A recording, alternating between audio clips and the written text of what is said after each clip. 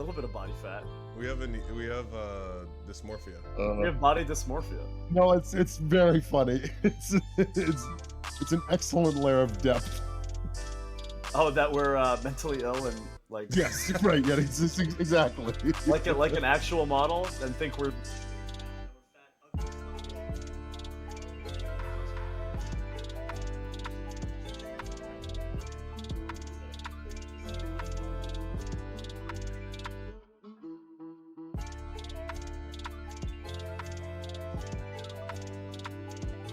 Hey?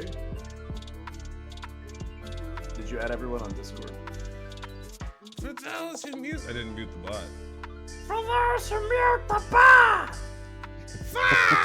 we salute you. For those who mute the bot.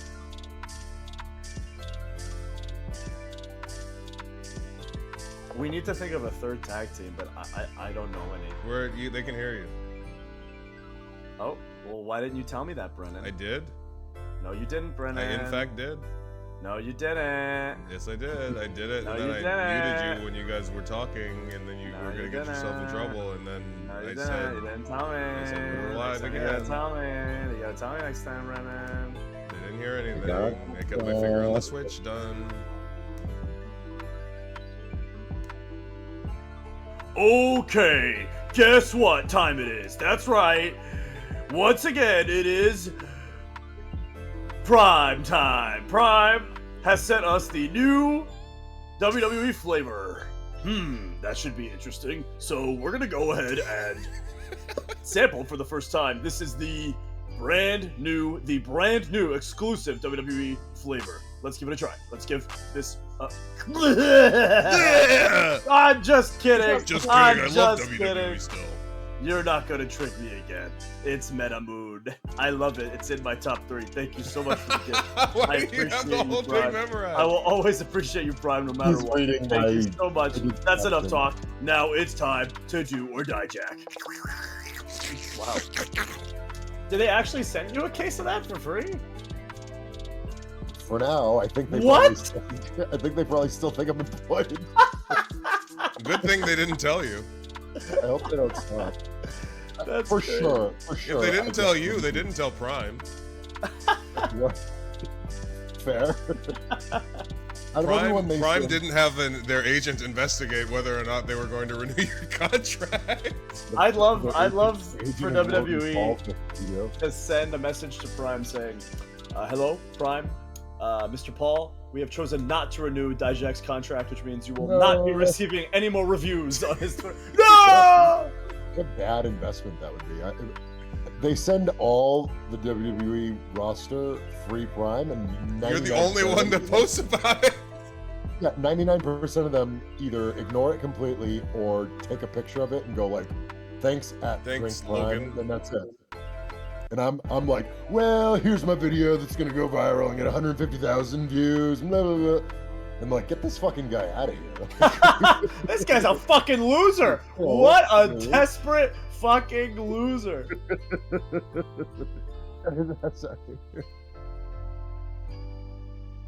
Shades of all of us. Shades of everything ever. I'm gonna play with John. Do it.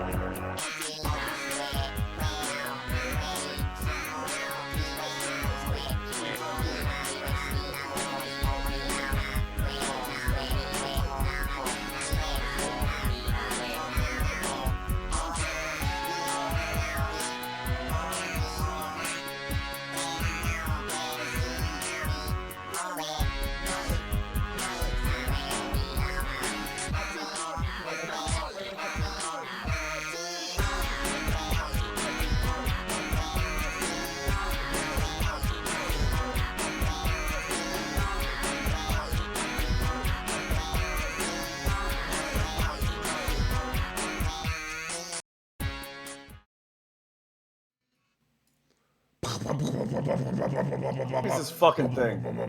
Welcome, ladies and gentlemen, to another episode of Monday Night Leaks.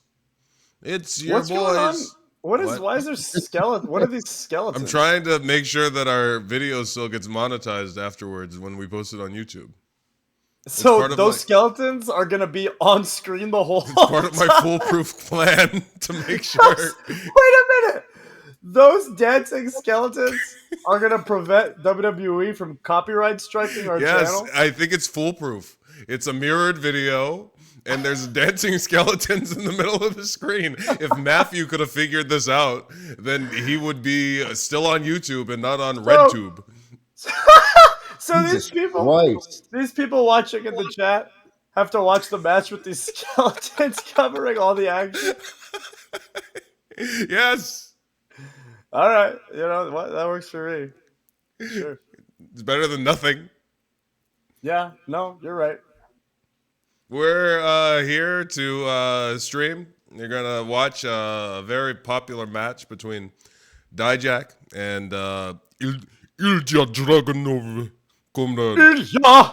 Das unsiegbar Ilja! Unsiegbar! Das Boot is real! No, he's Russian, not German, so... But he speaks German. Does he? What's a Siegbar? A Siegbar isn't Russian. Oh shit, Siegbar is German, yeah. And his family lives in Germany, and he's basically lived in Germany most of his life. They're from like that weird section where the wall was. Oh yeah. You know, the part that's also Russia. East Berlin. East Berlin, yeah. Huh, interesting. You know, he's from where the 99 Luftballons. 99 Luftballons. Konnte Florida start. Hey, good gimmick. Thanks for the subscription. Our Jim Marco, thanks for the subscription. Longest channel I've been subscribed to. Fantastic. Thanks. Wow. We appreciate it. Paragon Creed, thanks for the subscription. Wow. Crofographic, thanks for the bits. And I think there was like one more person who did something, but I don't see it. So thanks. Brennan with an F in history. Wow. An F in history? No, that's true. That's all true. When did La Parka join WWE? That's La Parka and his brother L.A. Park. L.A. Park. See. Naya, thank you for subscribing. Hey. Anakin Skywalker 2024 says the Acolyte episode 7 on Disney Plus. Is this a Disney Plus bot shilling? Is that how low Star Wars has gotten? Ban Disney. That Disney Plus is hiring bots to shill their new fucking slop on our Twitch channel. Sad. Does anybody watch the news? If you watch the new Star Wars Dijak, that feels like something you'd do. I bet you Shane did. No. Shane that's something definitely Shane would do. I wouldn't do. Shane was like, "Oh, it's all right. It's better than Sonic the Hedgehog." Yeah, it's alright. You got a couple. Oh, there's a lightsaber that it's like a whip lightsaber. It's like, whoosh, whoosh. Yeah, it's pretty cool. Alright. They said that there's like they had like a Luke Skywalker, but there's like 2 of them now. And one of them, and there's Luke, but then the clone, his name is Luke with 2 U's. So that's how you know he's a different Luke. Awkward Gamer, thank you for the subscription. I don't know what accent you just merged Shane into, but it went off the rails very quickly. Oh yeah, right. Ew. Right. Dijak, why don't you explain what we're doing tonight? You tell me, you guys. Oh yeah, we didn't tell you. So last stream that we had with Dijak, he went into depth about his process calling matches. Hey, by the way, can I interrupt for a second? Yeah. Well, you already Whichever did. one of you fucking pieces of shit went on Reddit and decided to post that thing about me claiming that I was a leak to Sean Ross Sapp because you're too stupid to fucking ask a question and figure out what I meant. You can kindly fuck off if you're in the chat right now. Unless you're a subscriber, you can F on. No, still fuck off. Yeah, I mean, do you want to address a year's worth of subscriptions and then F off? Whichever piece of shit did that to me can go pound sand. Well, you know, First of all, Sand. I can tell you from firsthand experience, sand it's rough, it's coarse, and it gets It's everywhere. coarse, and I hate So that's it gets not. everywhere. It was not the grapest. I don't. Did we The beat the grapest. grapest, right? Like that We arc beat is the over. grapest. Yeah, we We beat beat the the grapest. allegations. We The allegations. definitely we did our best to control our narrative. I think it was harder for Dijak because I think people are more invested in Dijak being gone than they were with us. So when they could latch onto something justifying, There's no active way to prove that I've not done something. That's because the most I can do is be like, there's no one has shown anything that says that this is true, and well, it's okay. just Here's what I'll say. I think people, and this is completely. what? Say Go to bed, will ya? Say Dijak, quit yapping. Dijak, quit laughing. Yapping. Laughy. Quit Laughing, yapping. but I like laughing. Say quit yapping, young unk. Quit yapping, unk. Just call me young unk. Yappy, unk. Nice. Got him. Oh yeah. Burn. Ugh. Blood is yapping. Blood Please is Blood is no. yapping. yapping. I think people have a misconception about what a leaker is because what I need people to understand about how people get leaks, right? So here's what I'll tell you: it is very, very, very rare for a wrestler in a pro wrestling company to ever be told information that is not pertinent to them. Well, this is Okay. exactly what I did this friggin' Sportskeeda. The guy from Sportskeeda sent me a bunch of messages because I didn't feel like doing another interview. So he was like, "Can I email you the messages?" And I'm like, "Fine, I'll type out the answers or whatever." So I typed out all the answers. And apparently the one that I actually felt was relevant, they didn't feel like posting. But basically I said something to the effect of like, as a talent, we have nothing to say. Yeah. Everything you see online, and please, somebody clip this for the love of God. If you're ever going to clip anything, if you see They won't. information that is leaked to a dirt sheet, it did not come from a talent. It came from a production meeting. We used to find aren't out in a about what we were production meeting. doing from leaks, like before we Yeah. knew. Yeah. I'm subscribed to Fightful Select, so I know what I'm doing for work. Oh that no, week. that's what's going to be taken out of context. I am a subscriber of Fightful Select. No, End no of one's clip. no one's subscribing. I mean, no one's angry at me for being a subscriber to Fightful. That was never a secret. It shows impropriety. No, because if you were a leaker, surely he would have given you a free subscription. It's the fact Yeah, that no, you you paid cheap right? bastard. Well, we kind of no. Please continue. I'm just that's the point. There's nothing to say. We don't have information. It comes from WWE. I promise you, WWE did not.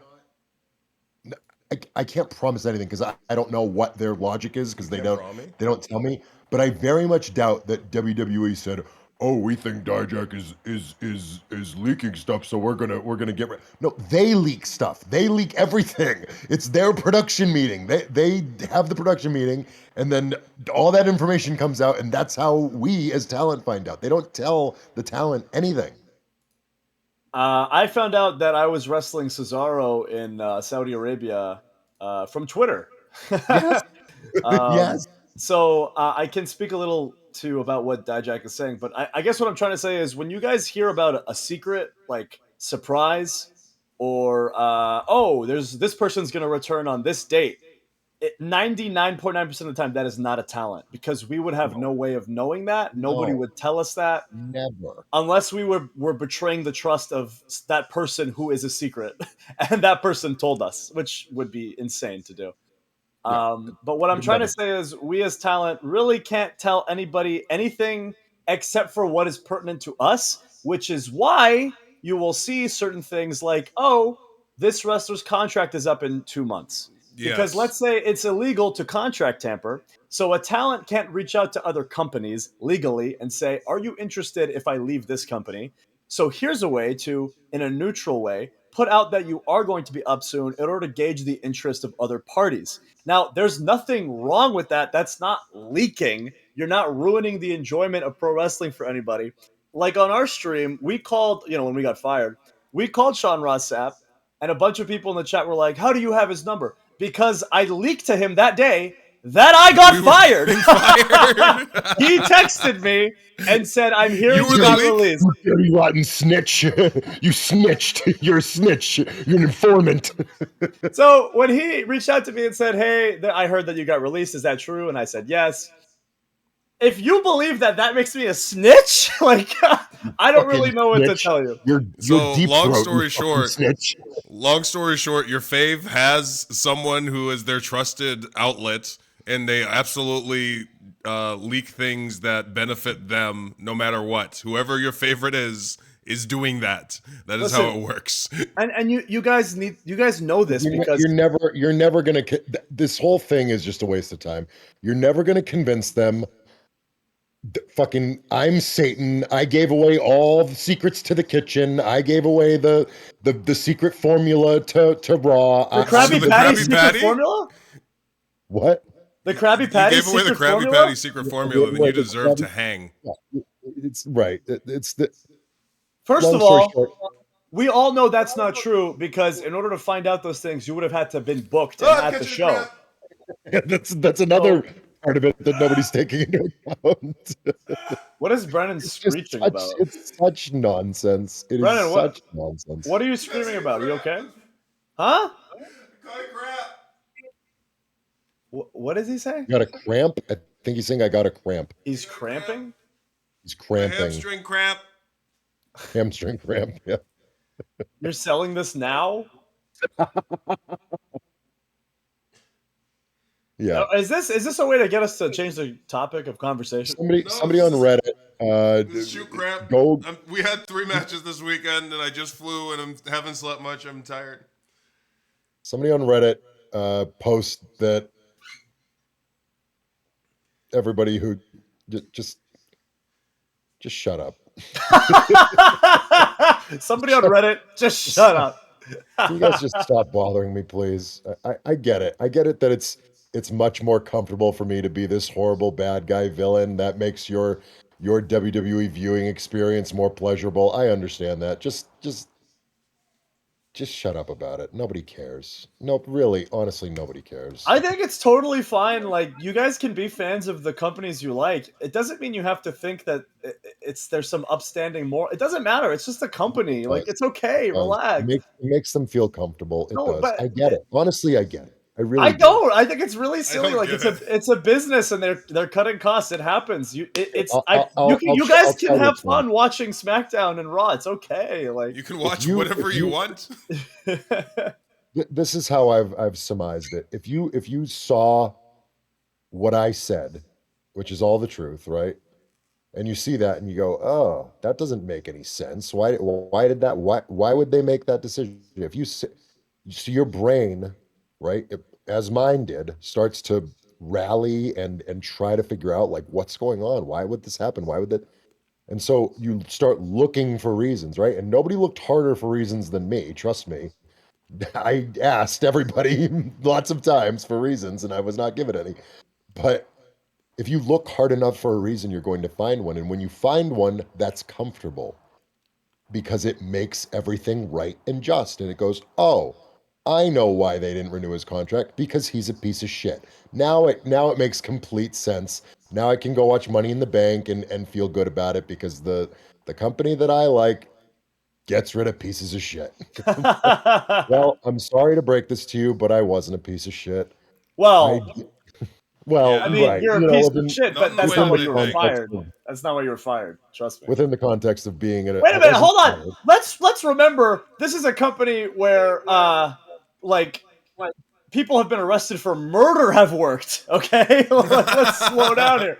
Far worse things have been done. It's the news cycle, brother. It's the guy running the company, literally running the company like 2 years ago has all sorts of allegations. So if the straw that broke the camel's back was me and what you think I might have done, then you need to reconsider your viewing habits. Anyway, to change the subject from Dijak losing his job, hey, what about us? Me and Brennan, we just got a new job. We got a job. We got a Yay! job. We had a job. We've had it for like a while. What did you guys think about our vignette for Ring of Hold on, Honor? wait. Hold on, wait. I loved it. Oh, thank you, As a Dijak. former Ring of Honor legend myself, I approve of this edition. So, funny story that. for the chat. Clip that. Yes, clip that. Um, I need more people Ring burying of me in Honor shit. legend puts over Oh my MxM huge debut. ego. No. That means I have a huge ego. I think I'm a legend. I'm so full of myself. That's the yeah. new. So, I actually, one of the first wrestling shows that I went to was my freshman year in college. Well, I've been to a few. I went to like 3. I went to a SmackDown in California, WrestleMania in California, and SummerSlam in LA where John Cena got squashed. One of the funniest things I've ever seen. It was really fucking funny. But then, my freshman year of college, I had a friend, and her best friend was Alex Shelley's sister. Is Alex Shelley's sister? There's no. That sounds made up. No, it's true.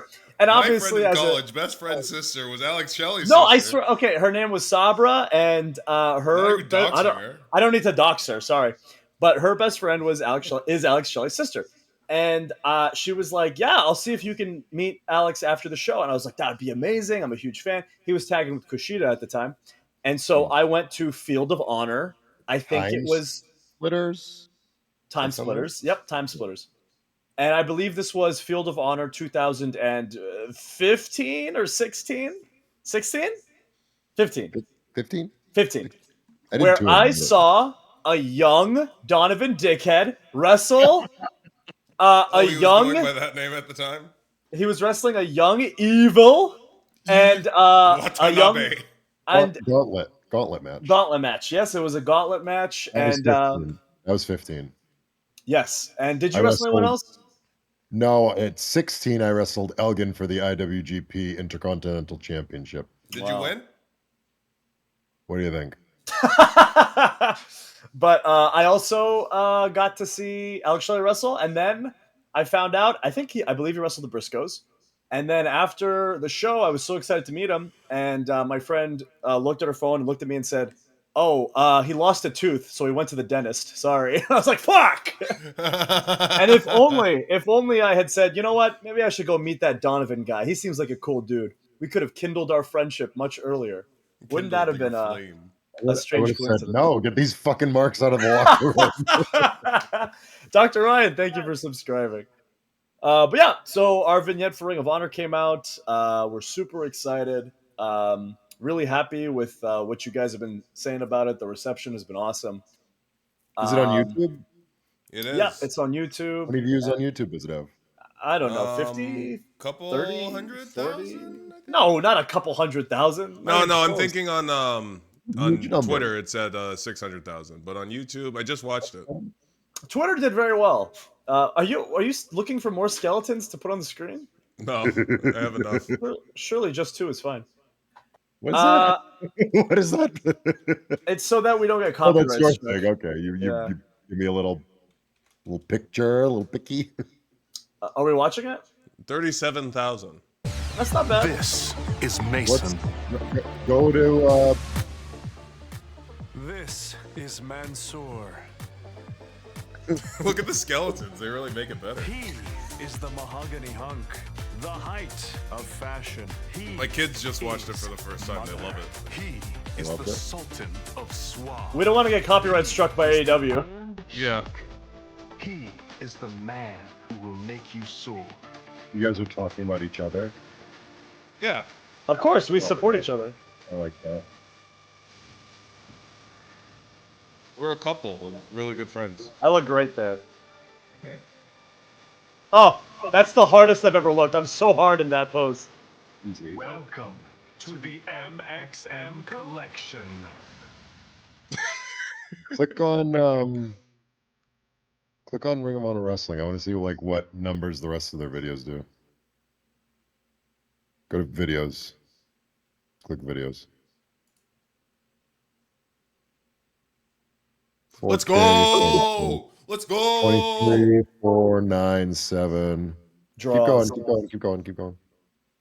14, 4, 4, 47. Oh, girls. Yeah. We lost. We compete. lost. We're in the You'll conversation with always- women. On YouTube, you'll always lose to women. You don't have a fucking chance. 14, 4, 3, 10, 4, 5, 20. Yes, Yes, you're up we beat there. Daddy Magic. You're way up there. Whoa! What are you guys taking shots at me for, huh? What are you taking shots at me? What are you taking a shot at me Nobody's for? been a bigger What? supporter of MxM than What? me. What the fuck is your problem? You got a problem? He was there Sunday. I got to see him. I love him Good so brother. much. I love him so much. Like So we hate filmed him. that vignette in Youngstown, Ohio, at that collision that got reported on. That guess who reported on? Our friend, the guy that we've leaked everything to, Sean Ross Sapp. We didn't even leak No, that. I He was swear like, to God, You I leaking snitch. I Are you swear a to deep throat snitch? You leaking snitch? You leaker? I swear to God, we did not leak that. He texted me. I can read it. I can read it. You ruin the business of yourself. How dare I'll you read it right ruin now. that? They You text ruined- us You because ruined. nobody texts me. Everybody texts Manny. He's the well, yours. I'm the businessman of this relationship. Yeah. Like a good journalist should, whenever a story is being written about somebody, they reach out to you to ask for your comment, All the time. All the time. right? And you know what my reply always was? It was always, you'll find out before me. 100% of the time. I don't know. Nobody tells me anything. Stop asking me these questions. I have no answers. Bacon Incident, the MxM collection is actually always what we use when we are the models. That's what we've been doing since we started. I think since Big Gay Brunch, we were the MxM collection. So Sean texted me about Uganda because we did an interview with him about Uganda. And then he texted me, "Are you pissed that I found out you're going to Collision?" Okay? And I can show you the proof. And I say, "No, I'm honored someone thinks I'm matter enough to leak news about me to you." It actually became like a game of we were trying to figure out, because when we signed, we were like, there was no leak as to the signing. So we were like, oh, so their leaks aren't in the office. But when we actually showed up and were there, that's when the leak started. So we were like, Right, yeah. Interesting. Let's see where their leaks come from. Right. So He was buzzing me all day after I made that fucking that post where I was like, I'm just gonna go through this door real quick, and then I was like, I'm gonna go on a 4-hour drive. My phone started blowing up, like, where are you going? What are you doing? Where do you go? what do you mean? Where you made it incredibly obvious. You made it so fucking Right, no, that obvious. was the point, right? Yeah, so why even ask? The point wasn't We to did- fucking. We did take a pic with Shane. Somebody has it. Oh, I'll post it. I'll post it. We can 'cause actually I wasn't. post it now. And then the second I walked in the fucking room backstage, my phone goes brrr, and it's like Fightful Select is reporting that Donovan Dijak is backstage. And I'm like, oh, well, I didn't do that. Like, fucking one of these other 48 people in here just went, oh, Dijak's in the room. It's and you know what? Like, who cares? who cares? Who cares? That's not vital information. Nobody cares. When we went to TNA, I was overjoyed that it came out. I was like, yes. We were as loud as possible. Right. But yeah, so we did that in Youngstown, Ohio, and the guy who basically has been our liaison and is pretty much responsible for bringing us in and has given us a lot of guidance has actually been Sanjay Dutt, Which is awesome. which is fucking amazing. As like a huge Sanjay fan and an X Division fan, it's very cool to be working with him very closely. Talk to Sanjay too. Sanjay's very cool, and he was basically like, listen, we love the model characters. We love what you guys did on YouTube. We want more stuff like that. We have a lot of stuff on YouTube. We have RJ City's show. We have Renee's show. We had Being the Elite. I think it's Being Dark Order now. And we want more of that kind of stuff on the show. And we were like, yeah, absolutely. We love doing that stuff. He said, we want you guys to be on Ring of Honor. We want to do vignettes. And then basically his team was there, the production guys backstage. I'll post some behind the scenes stuff now that that's all out, where they had some really cool lighting set up. And they basically, Sanjay said to us, we were like, what do you want us to do? And he was like, just be you.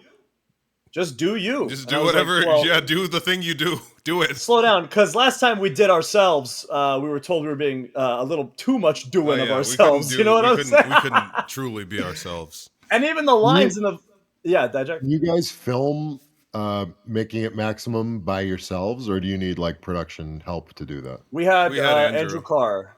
No, I know you had Andrew, but like, could you theoretically do it yourself? Is that what just they need want? somebody to have a camera, but yeah, we could do it. Does Ring of Honor want to do it for you? Like, I'm. Oh yeah, That's the point. I think they'd help. Yeah, I don't know that they'd bring us on to just let us scrounge with an iPhone. I don't know. You listed a bunch of other stuff that those video series on YouTube. I didn't know if those people filmed that stuff themselves or if I know being the RJ's elite. I know being the elite was very that was obviously just Nick that was on his different. phone. Yeah. RJ show Hey EW. Hey Ew I always thought it was is it's Hey EW. It's that's I know shot backstage. So is Renee's. So yeah. But we filmed that, and then we were like, "Do you want a voiceover?" And he was like, "Yeah, do it." I was like, "Great!" And then all those lines we just made up. Brennan came up with the Iron Sheik line, which is genius. But I initially said had no idea that anybody would get that, because I was like, if you write down that I'm the Iron Sheik, CHIC, like, ooh, so chic, that's genius. But if you say it, you're just calling me the Iron Sheik, like the guy. And I was like, I got it right away. they're not going to understand that. They're just my theory was that nobody would think that you would just steal the name. So then, like, it makes their brain spin a little bit harder. Like I said, it's all about the delivery. If you just say he's the Iron, that's true. then everybody gets it. But people really brought it up. Yeah, I got it. I got it right away. The second you said it, I got it. I thought it was fucking awesome. That was Brennan's idea. We've recorded a bunch of lines, and I kind of want to touch on, not to be a shill and not to be a company guy. Hold on, let me put on my hat. Please. What hat are you putting on? What hat is this? Is an ROH hat? Let's see. No, I wish I had an ROH hat. Let me put on my company hat. All right. All right. What are we putting over, Mansoor? I don't know what hat you're wearing because there's like 8 ads on the stream that I'm watching. Oh, well, I'm wearing my AEW hat. Oh, company guy. Okay. Company guy. Company guy. All right.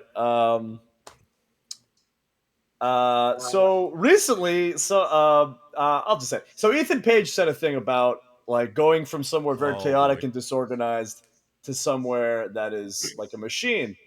And I love Ethan Page. We both love Ethan Page, and I'm very, very happy for him. And that Here we go. Mansoor shoot. No. Hold on. This is not a hard shoot. Here we go. Get your clips ready. Get your scissors ready. I love Ethan, and he's extremely talented, and I'm extremely happy for him. And when did you meet him and work with him? We met him at Mystery Wrestling, Evil Uno's promotion. Oh, that's right. That's right. And he was a fantastic guy. He was involved in that. Yeah, he was doing like commentary and stuff, right? I'm a fan of his work, and I believe that if you don't feel like you're being utilized correctly in one place, fucking amazing. Go somewhere else and prove him wrong. Leave. Yeah, and he did. And look how it's worked out for him. It's great. What I will say is, as someone, and this is coming from somebody who has worked in AEW for 1 week. Yeah, it's Ben. So obviously take this with a gallon of salt, okay? But I did work in WWE for 5 to 6 years. There is a certain freedom that can be found in not being so handled the way that WWE handles things. In WWE, when they are behind you and the machine is pushing you and they want you to be a star and they want you to be successful and they want to put over your storyline as an integral aspect of the show, it's fucking amazing. It's the best thing in the goddamn world. They dedicate time and space to everything they need to film for you. They dedicate rehearsal time for you. They dedicate all the production value, the and best, biggest production. And for what it's worth, it's very rarely your idea. It's usually something that they have decided and they are going to, push to the moon, and they're going to put everything behind it, which is great, and it They feels also, great. they also ask for your opinion on it usually. The maximum male models was and okay, to be fair, when I was in Saudi Arabia, those shows and also the time that we were maximum male models before Vince's first retirement is when I tasted what that felt like. And it's intoxicating. You know, the first time I ever came out and there was pyro, Yeah. I was like, "Oh, wait a minute." Suddenly, all of a sudden, I'm starting to feel like something's going on here. Maybe I've got what the kids call aura. You know what I mean? When we started as the Maximum Male Models and Money in the Bank was coming up, and Jason Jordan was running the segment rehearsal and said, "Get all these fucking ladders out of here. Vince wants to run the Maximum Male Models rehearsal." And everyone goes, "The models rehearsal? Vince wants it."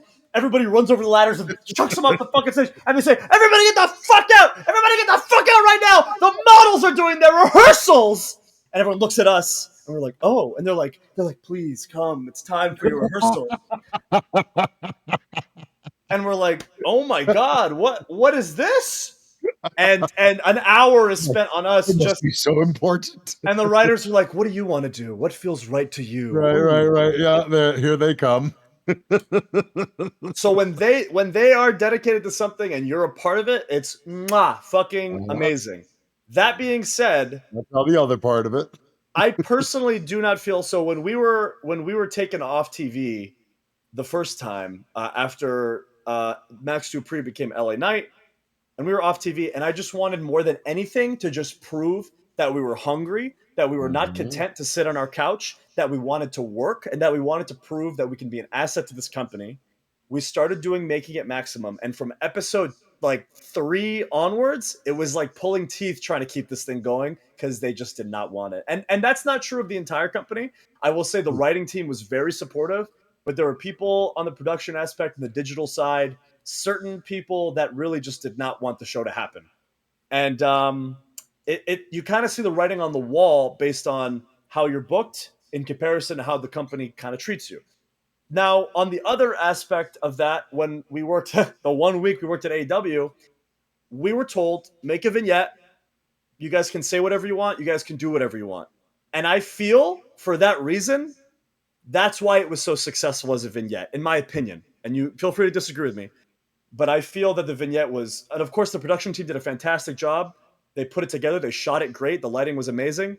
We wrote the lines. We delivered the lines. We did all the poses we came up with. We even had Scotty Too Hottie to fucking come and help us come up with ideas for shit.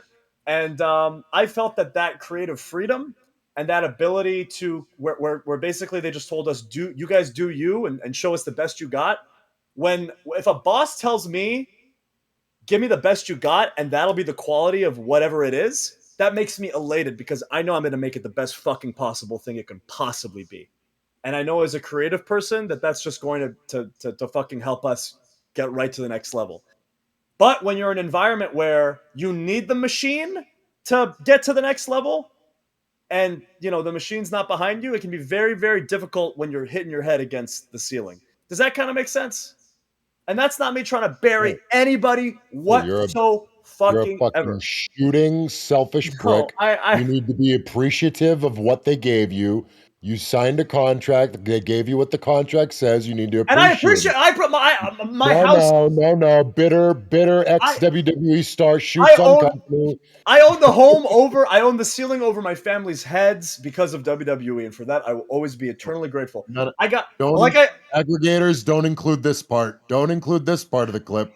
like Just take that part, that one sentence that makes him look like a real piece of shit. Put that next to an angry face so it looks like he tweeted it, and then everyone will shit all over him in the no. comments. We need more of that. So We need Killer more. Corpse. We need more of that. I knew you were gonna say that. I'm not saying Ethan needs the machine to get over. 100%. That is not what I'm saying. Somebody No, clip that. don't. I'm not saying that. Somebody clip I know that's not true because Ethan's an Put it incredible next to talker. put it next to this face that Mansoor usually does, where he's fucking his eyes are bulging and he's angry and he looks furious. Ethan is incredibly creative. I know that because I've seen his work across multiple companies, and he's a great talker. And I know for a fact, in North American wrestling, if you're a great talker, you will get over. And it's just not a for sure thing. You will get over if you're allowed to. If you're allowed to talk, yes, thank you. If you're allowed Right, to talk. yes. But that's just from my personal experience. When there's a perception that one company is chaotic, you can turn that around and say, well, what does chaos mean? It also means freedom. And it's like I was just Brennan. announcing chaotic. Brennan, congrats, Brennan. It's like Shin Megami Tensei. Law, there's order and chaos, right? Yeah. I don't know what you're talking about because I was gone, but yeah. But you assume in Shin Megami Tensei, heaven is good and hell is bad, and order is good and chaos is bad. But order, there's freedom in chaos, and order You're can talking be. about Tensai? Yeah, I'm talking Lord, about Tensei. I'm talking I Speaking of, we met his manager, Sakuraba Sakamoto. or Sakamoto. Oh, Yikes! I should not have even guessed a name. What did you guess? I guessed a different. That was bad. I shouldn't have done that.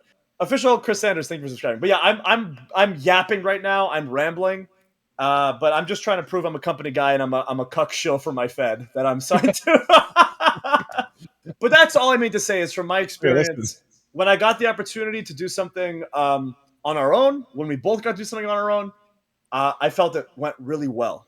That's all I'm trying to And say. I don't know, Mansoor, I don't know if you talked about this when I was killing that roach, but there's a certain we're very confident in if people see what we produce, our ideas, we're very confident in those things getting traction and like getting over, right?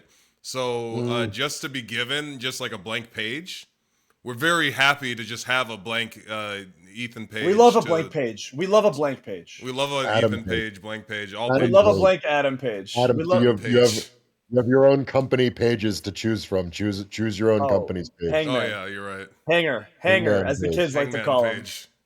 Hanger, great taste in music. And then I was gonna say one more thing, which was, oh yeah, actually we got a taste of that in WWE during our program with Max Dupree, when we would pitch things to the writers, and now that Vince was gone, they could actually happen. And I remember we texted the writers and basically said, hey, would it be funny? Because every week we were just coming up with some way to get Max Dupree an inch closer to becoming LA Knight, because we knew that's what they wanted. So all we needed was, hey, what do you guys want? Oh, you want Max Dupree to become LA Knight? Great, let's work towards that. So we came up with that segment where we were in Canada. Can I interrupt for a second? Yes. I love that the end game of this is you signing your own death certificate, and that No, because they were going to do it anyway, and we thought that we could at least get some TV time out of it if we extended it. Of course they were going to do it anyway, but it's just funny that you were tasked with writing yourselves off TV killing forever. ourselves, yeah. Yeah, right. That's WWE loves to do that. So we thought that if we proved ourselves valuable enough in doing have any ideas of how to kill yourselves off? We'd love to hear your input on how to end your career, if you don't mind. My thought was, if we show them that we're very creative and good at getting someone over and doing what they want us to do and accomplishing the goal that they ask of us, then they will find something for us in the future. You stupid idiot. You dumb stupid. Yeah, that was silly. That was a silly thought. Dumb asshole. But anyway, we're in Toronto. That literally ever happened. You stupid dumb idiot. We're in Toronto and we pitched to the writers, hey, what if we try to break the longest ever single pose held in Canadian history? And so we did that segment where it was a through line throughout the night. We just held a pose backstage, and other people's segments would like come by us as we're just frozen still, and Maxine would just have a stopwatch doing this. And we felt so good because we were like, we pitched that the day before on the plane, and then by the time we got off the plane, they were like, yeah, we're going to do that. And it was like a multi-segment thing throughout the show. I was like, we could do this forever. And it was the first time it had ever happened. So, and then the idea that we pitched was that we're about to break the record. Let's say it's 2 hours in a 3-hour show. And Maxine's counting 10, 9, 8, 7, 6, 5, 4, 3. And then LA Knight just blasts us and we fucking fall. And he's like, ah! And that's what we kind of did. And so sometimes, like, again, you can have that opportunity 100%, but it was within the context of, hey, we need to get this across. And if you work with that machine, If the machine wants something and you give a good idea for the machine, great, perfect. But if you're kind of drowning, then it's like, help, you know, and Help! it's kind of like help. It's kind of like those claw machines in the arcade, and you're just like, please pick me up, please. But yeah, that's just what I wanted to say, just because I was thinking about it. But Jade calls the other girls as an insult. She calls them pick-me's. And I thought that was the funniest thing ever because I'm like, oh, that's me. I'm a pick me. I really, really like pick me, pick me, pick me. I'm like, that's me. I'm a pick me. Say that to me. What? What'd you say, Brennan? It's an odd insult for, I guess, wrestlers because we're all pick me's. Well, she's not because she just gets picked. So it's like saying, "Oh, I don't need to do that. I'm just the queen of the universe," which she absolutely is. So it's just kind of an awesome thing. Yeah, to do. AAV has a great point, Dijak. Feast your eyes just means pick me. Pretty much, yeah. You should change it to pick me. Pick me. Please pick me. What we're doing tonight, Dijak, is we're gonna watch back one of your classic matches while you do it basically like director's commentary. Let me go pee. Hang on a second. Oh, okay. Yeah. I hope I didn't say anything that didn't need to be said, Brennan. I don't know. I was just. What did you say? Oh, you weren't here? Oh. Well, chat, I don't know. Did Dijak say that you said too much? No, he just. I just saw it and like I said, I love like Ethan and I think he's amazing. But I just like wanted to kind of clarify my thoughts about it. But again, I've only worked in AEW for a week, so that was just my experience. He's only worked in WWE for a month. So. That's fair. That's fair. That's very fair. But again, you know, congratulations to Ethan. Just won the NXT title. I think for whatever you did say, I think that the teams should never be companies. Yeah, I think the team should always be us. Like talent, not us, like this friend group, just talent. The boys, the talent, right? Please, guys, I can't stress this enough. After Stone Cold Steve Austin, WWE did everything they possibly could to make the attraction and the draw the company and the product of WWE instead of the stars. And ever since then, the tribalistic fan base wars have not become about what wrestlers you like. It's about what company, what multi-billion-dollar company you like. What booker you... Yeah, like when a great show happens and everybody's like glizzing up the booker instead of the talent, it's like, yes, we are a team and everybody puts it together. But guys, please remember, when a person you like goes to a different company, that doesn't mean you have to stop liking them. You know what I mean? It's not a personal betrayal. Please, I'm trying Honestly, to. I don't mind if that is the case, right? If you were let's use whatever. Let's use me as an example. If I'm your favorite wrestler in WWE, well, I mean, let's not be too over the top. Right. Yeah, that sounds made up. If I'm your fifth favorite wrestler in WWE, that's fair. And and I leave WWE, but all you've ever watched is WWE, I don't expect you to jump ship and start watching the indies and blah blah blah blah blah. And quite frankly, you can be upset about it, and you can be gruff about it, and you can be disappointed about it, or you can just not care. Like, well, Dijak, that's what I was saying, is that it's not. I was saying before when you left that I wish people would be more fans of the talent and less of companies, because in that scenario, right, if you are somebody who only ever watched WWE, and if you were somebody, if by some miracle Dijak was your favorite wrestler, God forbid you follow his career, right? If he's your favorite wrestler, go see where else he wrestles. And I honestly, and I swear this is true, I'm okay if you don't.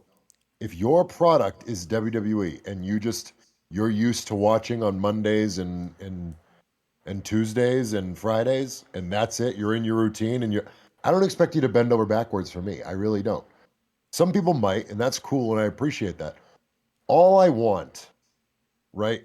All I really want is for you to not start pretending that everything I did was horrible suddenly, and that and start believing every stupid made up lie that you hear about me because that justifies your feelings. Just don't do that. Just continue watching your show and enjoy your show, and don't worry about what they're doing on the business side of things, because once you get wrapped up in that nonsense, then you got to worry about big fucking shit much I never more. understood. I Big never understood fucking why, shit. like a viewer of a television show cares about the ratings of like another television show that they don't watch. It's like Yeah. to me, it's like No, I think I've said it very- before. It's like if I was a big Law and Order SVU fan, and I hate CSI. I don't really like. No, it's not even that I hate CSI. I don't watch CSI.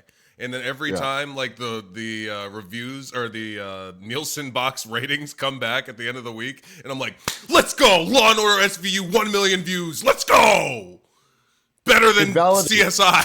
CSI sucks." It validates you. It makes you feel like you're part of the winner and the bigger group, and that you're I guess, smarter. but like get a hobby, find Christ. Like there should No, be listen, there should be other things that make you happy in life. Listen, I consume good product. Look at me. Yum, yum. Everybody agree. I don't know what to tell you other than like 99% of the fan base does, and they don't give a shit. Like they don't. No one's looking at those ratings. No one cares. They just watch the show. They turn it off, and that's the end of it. And they just enjoy the show. And then there's that really small percent that go online, and then there's an even smaller percent of that subscribe to Wrestle Votes, like me. I subscribe to Wrestle Votes because in my defense, I'm actually in these businesses. This is my job. So those ratings to a certain extent do concern me in an aspect, and my livelihood and my income and things Do you like mean that. WrestleNomics? What did I say? Wrestle Votes? Are you talking about Brandon Thurston's thing where he Yes. posts? Oh Yeah. yeah. I think that's I said Wrestle Votes, WrestleNomics. which is a good Twitter to follow, because again, he tells me tons of things that I didn't know because I'm a talent. Nobody tells me anything. But and by tell you mean like when he posts. oh yes, when he tweets, he doesn't See, Dijak, DM me. this is your problem. No. But hold on, Dijak. Now you can see why people take this out of context, because when you Yes. say he tells me Yes, no, things that mean, I don't know, you should meant clarify, Dijak, that by telling you, it's kind of like how the voices in your head tell you to jump. You know, They it's talk not. to you. It's not. He's not actually talking to you directly. I gotta stop talking. I know. You really? I told Dijak yesterday. I was like, bro, you need to find a hot start knitting, start painting. Like something has to get you off of Twitter because you're just, It's not Twitter. It's doing nothing for you. It's not Twitter. I haven't tweeted like anything negative or said anything that could be misconstrued as negative. But you're looking for negative things, and then you post. Well, yeah. And you're posting positive things with a thick layer of I hope somebody gets that I'm being negative. It's these aggregated interviews, which I just have to do because I got to make some money, right? I don't have a job anymore, so I need to have an income. So I'm doing these interviews. Which, to be fair, is also your Twitter, because you make a lot of money. You do make a lot of money on Twitter. Yeah. If anything, that ratio shit is actually genius, because all the engagement you get from every ratio you do is like $50 in your pocket. I gotta pick that up again. I don't know. I spend too much time caring. I gotta start ratioing again. I can't. I gotta clock in and grind 9 to 5 ratio. I spend way too much time caring what a small percentage of the aggregate audience thinks of me, and I take everything so personally because I want everyone to see the world how I see it. So I spend so much time like explaining, like, hey guys, this is my truth. This is how I feel. Like, join me. I want to bring you in. I want you to see you know who else and did then that? they're like, stop bitching. Stop being a bitter piece of shit. Fuck you. And I'm like, oh wow, that makes me feel horrible. I'm gonna go cry. You know, and I care way too much, and it's That's why you need to paint. Even if you're bad at it, I want to see you get a canvas and paint something, whatever you feel. Peter Talk, thank you for subscribing. Anonymous gifted Find Christ a subscription. And Blind Rar, thank you for the subscription. Anyway, let's get on to the actual Let's watch the purpose match. of I want this to watch stream, House of Dragons. which is Let's do Dijak it. Oh yeah, where's it talking start? about. Does it start with me yelling at my children? Let's see. No, We're about to find out. it starts at the bell. Ugh, yuck. Ugh. It's the worst part. I'm in like decent shape for this, but I wanted to be 2 pounds lighter. You can move your Why? mouse, To Brennan. make him look There you go. bigger? It's in slow motion. Why is it in slow motion? What's That happening? just might be your shit internet. Are you watching Yeah. it on Twitch or on the stream on Discord? On the stream on Discord. Okay. It looks fine to you? It's not all Yeah, choppy. it looks and- fine for me. Yeah. Oh, I can barely watch this. It's like super choppy. and weird Maybe and put bad. down. Maybe Brennan, your stream's too high quality for him. For him? Yeah, as in you can change the quality of your Discord Yeah, stream. I guess so. Hold on, let me try. Dijak should do a painting stream. I'd watch that. I'd That watch actually that. sounds pretty awesome. My Bob Ross. Dijak, A little bit of green on this tree. would you be able to do that? Have you ever done that? Painting? Yeah. No, never. Never, not once. I mean, like How's it look for you Like- now? a million times better. Can we start over? Start from the beginning. Kate from Fightful is asking Dijak, would you fight Sean Ross Sapp? Because that might clear your name. It would if you feasted his eyes on your knee. These punches suck, by the way. I'm punching his Oh shoulder. shit! No, my punches suck. Oh, I thought you were saying Those are, Sean's. those are punches. way better. No, Ilya's were fine. Mine stunk. Can you pause for a second, Brennan? Dijak, I want your thoughts on the hockey fight in wrestling. Hockey fight. I fucking hate it. I'll tell you a story. You started with it. We basically started with it, And you but I blow was up. hoping it would look good if we were actually hitting each other. But for some reason, mine looked really bad and his looked pretty good. So I don't know why I fucked that up. That being said, I did it again in my first match back and beyond, and I watched that one back and I executed it completely differently, and it looked way better. So I'm gonna do it the new way that I came up with, rather than the shitty way that I did it So last year. explain to the folks at home what we mean by the hockey fight, because this is a common spot. I think they'll The recognize. hockey fight is like you grab like the guy's shirt, or what if he has a shirt, or in wrestling, because nobody has a shirt on for the most part. You just kind of, you're basically like hugging the guy with your left arm, and with the other arm you're just like donkey punching like their shoulder, and it just looks bad and fake. And you're basically just doing it to signal the crowd like, hey, we hate each other, we're fighting really hard, and here's the part where you cheer because we're doing it really hard and really, don't clip that, but We're doing but it yeah, really it's, hard. it happens a lot between like rivals and stuff. It indicates to the crowd that like we really hate each other and we're just punching the shit out of each other without really any thought of defense or anything like that. You just hate the other guy so much that you're just endlessly punching him. So me and Elias started with it, and I was kind of hoping it would look better than it did, because he and I historically just hit each other for real a bunch. But I was just really hitting his shoulder, and it didn't look very good. Rewind it again. I want to see it again. His probably looked great. I was only watching myself. I wasn't watching you him. can press the left Yeah, arrow his key, looked good Brennan, because he's punching like the back of my There is neck. no left arrow. on your Here's on the- your that keyboard, looks, Brennan. that looks good. Oh. That looks. Yeah, I'm beating the dog shit out of him right there. Fucking. Yeah, mine don't look good. Mine look like I'm punching his like. I think it's shoulder. unconceivable. No, Inconceivable. it's fine. I'm just picking it apart. These look fucking great. I'm blasting him with these. My So I tan started looks blasting. I intentionally didn't tan much for this match because I knew he was gonna chop the shit out of me so much that I wanted my chest to be bright That's red by actually, the end. yeah. It didn't fucking work. It didn't work at all. That sequence was awesome. I loved that because it was just hitting the shit out of each other. So, Dijak, tell us how much of this was called in the beginning. All of this. Oh, really? 100%, yeah. Including like you chop him, he discus chops you. Yeah, that's a sequence. You can't do that on the fly. Yeah, I was that's gonna just- say, but to me, it looked very natural as a brawl. Yeah, because we're actually hitting each other. Oh. I don't even That's a mean that. secret. Like when you chopped his chest and he spun into his chop, I can see how you could choreograph that, but I also kind of felt like, oh, he just went with the direction of which way you hit him. And I Yeah. guess that's the difference between like a lot of people like so a famous example.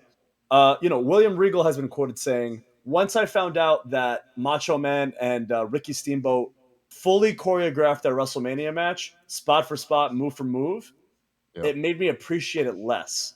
And that's a very old school mentality, right? Which is that you should call it on the fly, feel it out there in the ring, and that if you choreograph it, it's less impressive than if you were to call it out there on the fly. I think Now there's the business. something to being able to respond to the crowd, obviously, but like we talked about it in the previous stream, that like part of the calling of the match is leaving place for the crowd to make themselves known and then you to respond to it.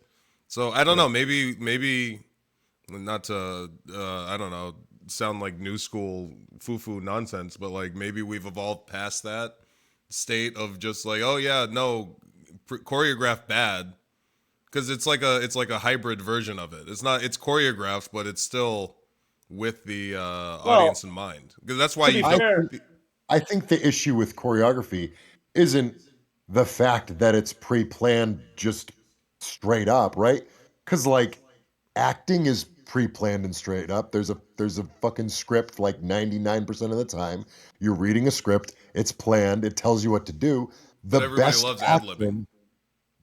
acting, right, ad-libbing's cool, but the best acting is when you're such a good actor that you can read those pre-planned words and everybody believes that it's genuine and real. That's how this works. Mm. If I can pre-call a really fucking good match, and if you're good enough, you should be able to make people believe that it's not pre-planned. That's the point. That's where a lot of people fall short, because everything looks pre-planned, and then it's like, here's this fucking spot that we're clearly doing spots. And I'm not perfect or immune to this, but the goal is to make it seem like that's not the case. and that's why I thought maybe this was not planned, was because when you guys were brawling, I was like, oh, they're just brawling. But move for move, you called all of it. As far as I know, I don't think I was like, I'll do 3, you do go back 4. to You the beginning. probably Go said back to, hockey fight. I'll mash yeah, you in the corner some, and then yeah. count me out. I would imagine that I said I take control. We'll work over to a corner. You fight your way out, and then we came up with that sequence. That's probably it. I don't think I was like, I'm gonna hit you 3 times with the Terry Taylor form to the chest. Then I'm gonna hit you in the back, and then you chop me in the chest to come out. I don't think we said any of that. Okay, got it. But the sequence for sure that was like bang bang discus bang clothesline bang, that was called, yeah. I see. Okay. It is early going in this matchup, and look, these two coming out with a game plan, and it's pretty simple. Just beat the holy hell out of the other. Fucking hitting the dog shit out of each other. Jesus Christ. Yeah, you guys know it's fake. When I did that boot, I was so fucking angry at myself because I wanted to kick him as hard as I could, and I fucking missed.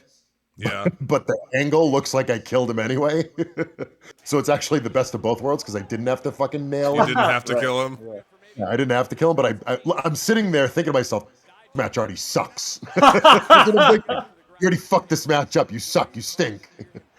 That's what I'm thinking. You're mentally ill. That looked awful, but I kicked him for real, so that was the worst. I just kicked him with my boot, and it looked like dog shit. And Dijak's evil mind already starting to come to play. My evil mind. This is where I give him a wedgie. He's Ilya's not like, letting why? me. Ilya's like, why are you trying to show my asshole to these people? Yeah, I do that to him a lot. He doesn't like that I pull his ass out so often.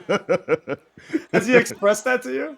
He has 100% expressed that to me. Really? He said, "Stop Yeah. showing the people my ass." He said, Yeah, Comrade, pretty much. please stop showing the people my anus. Please, In you our must first stop. match, I You did have like to stop. suplex boss or whatever, and his ass was hanging out the whole time. Dijakovic, please. You cannot show Comrade, everyone my comrade. brown hole. Hold on, Comrade This, Dijak. this is the part where I fucking bust him open because I'm a stiff prick. I absolutely murder him with this kick. Comrade, they do not need to know what I had for breakfast. Watch this up. Why is it when you sound No. when you do it, you sound like Habib? I just fucking drilled Rewind it. him I want to see how you made that stiff. because I kicked him for real in the chin. Oh, okay. There was. So you didn't just put your boot up. You fucking pushed Oh it up. no, He I drove threw it. Yeah. I fucking threw it. And what got cut? His chin. You cut his chin open with your boot? How the fuck is that Yes. possible? Because you just saw Dragunov look over. Because that's just how it works with bone. Not Boston Logan Airport. I'm surprised he's not bleeding in that shot. Only here. He is a little bit. You can't tell because your a little quality is so ass because I had to turn it down for your crappy New Hampshire internet. Chill. Jesus. The fucking skeletons when I look over at the screen. The skeletons are just dancing. I think So it's the gonna work. whole this is a fun story. The whole purpose behind this spot, I completely shoehorned this in. Ilya wanted no part of the table being involved in the match. He thought it was contrived, basically, which I agree, it is. My thought process was this is a last man standing match. It's the second or third match on the show. The second we go outside and go to the floor, people are going to start chanting, "We want tables." We want the second there's tables. a pause or anything. And if we don't do something with tables, the crowd is going to fucking eat us alive. They're going to be chanting for tables. They're going to be ignoring the match until So we was get the thought to get the table out of the way quickly, the thought or just to process have it out? from me was to get the table out of the way as quickly as possible. But he wanted to do it in a fashion where it's not just setting up the table to put someone through it, because that's contrived and it happens all the time, right? So we were shooting ideas back and forth, and our producers for this match were Fit Finley and Biff Busick. And and I love Biff so much. He was like, I did this spot in GCW where I just grabbed a door and Jay Briscoe just runs through the door or whatever. I don't know if it was his spot or if he saw someone else do it. And we were both like, that's a fucking amazing spot. Can I just take the table out? And then Ilya just spears me through the fucking table and the whole thing explodes and then the crowd gets their table and that's the end of it. And it just ends right there. And we Biff is such a great get for a producer. we decided, I was concerned that the table wouldn't break. So we did a practice in the back where he ran through it just like this. What? Yep. Legit? Yes. it fucking split so perfectly in half. I've never seen. And You had him. Wait a minute. Hold on a fucking second. You had him practice. Throwing doing his that? head into a table. So here's the full story. I was concerned that the table wouldn't break, and I thought that we'd look like idiots on TV, right? So I'm like, I don't know if this is gonna break. You know, it was quote unquote gimmicked, but not you couldn't like do it like enough because it would just it wouldn't look proper.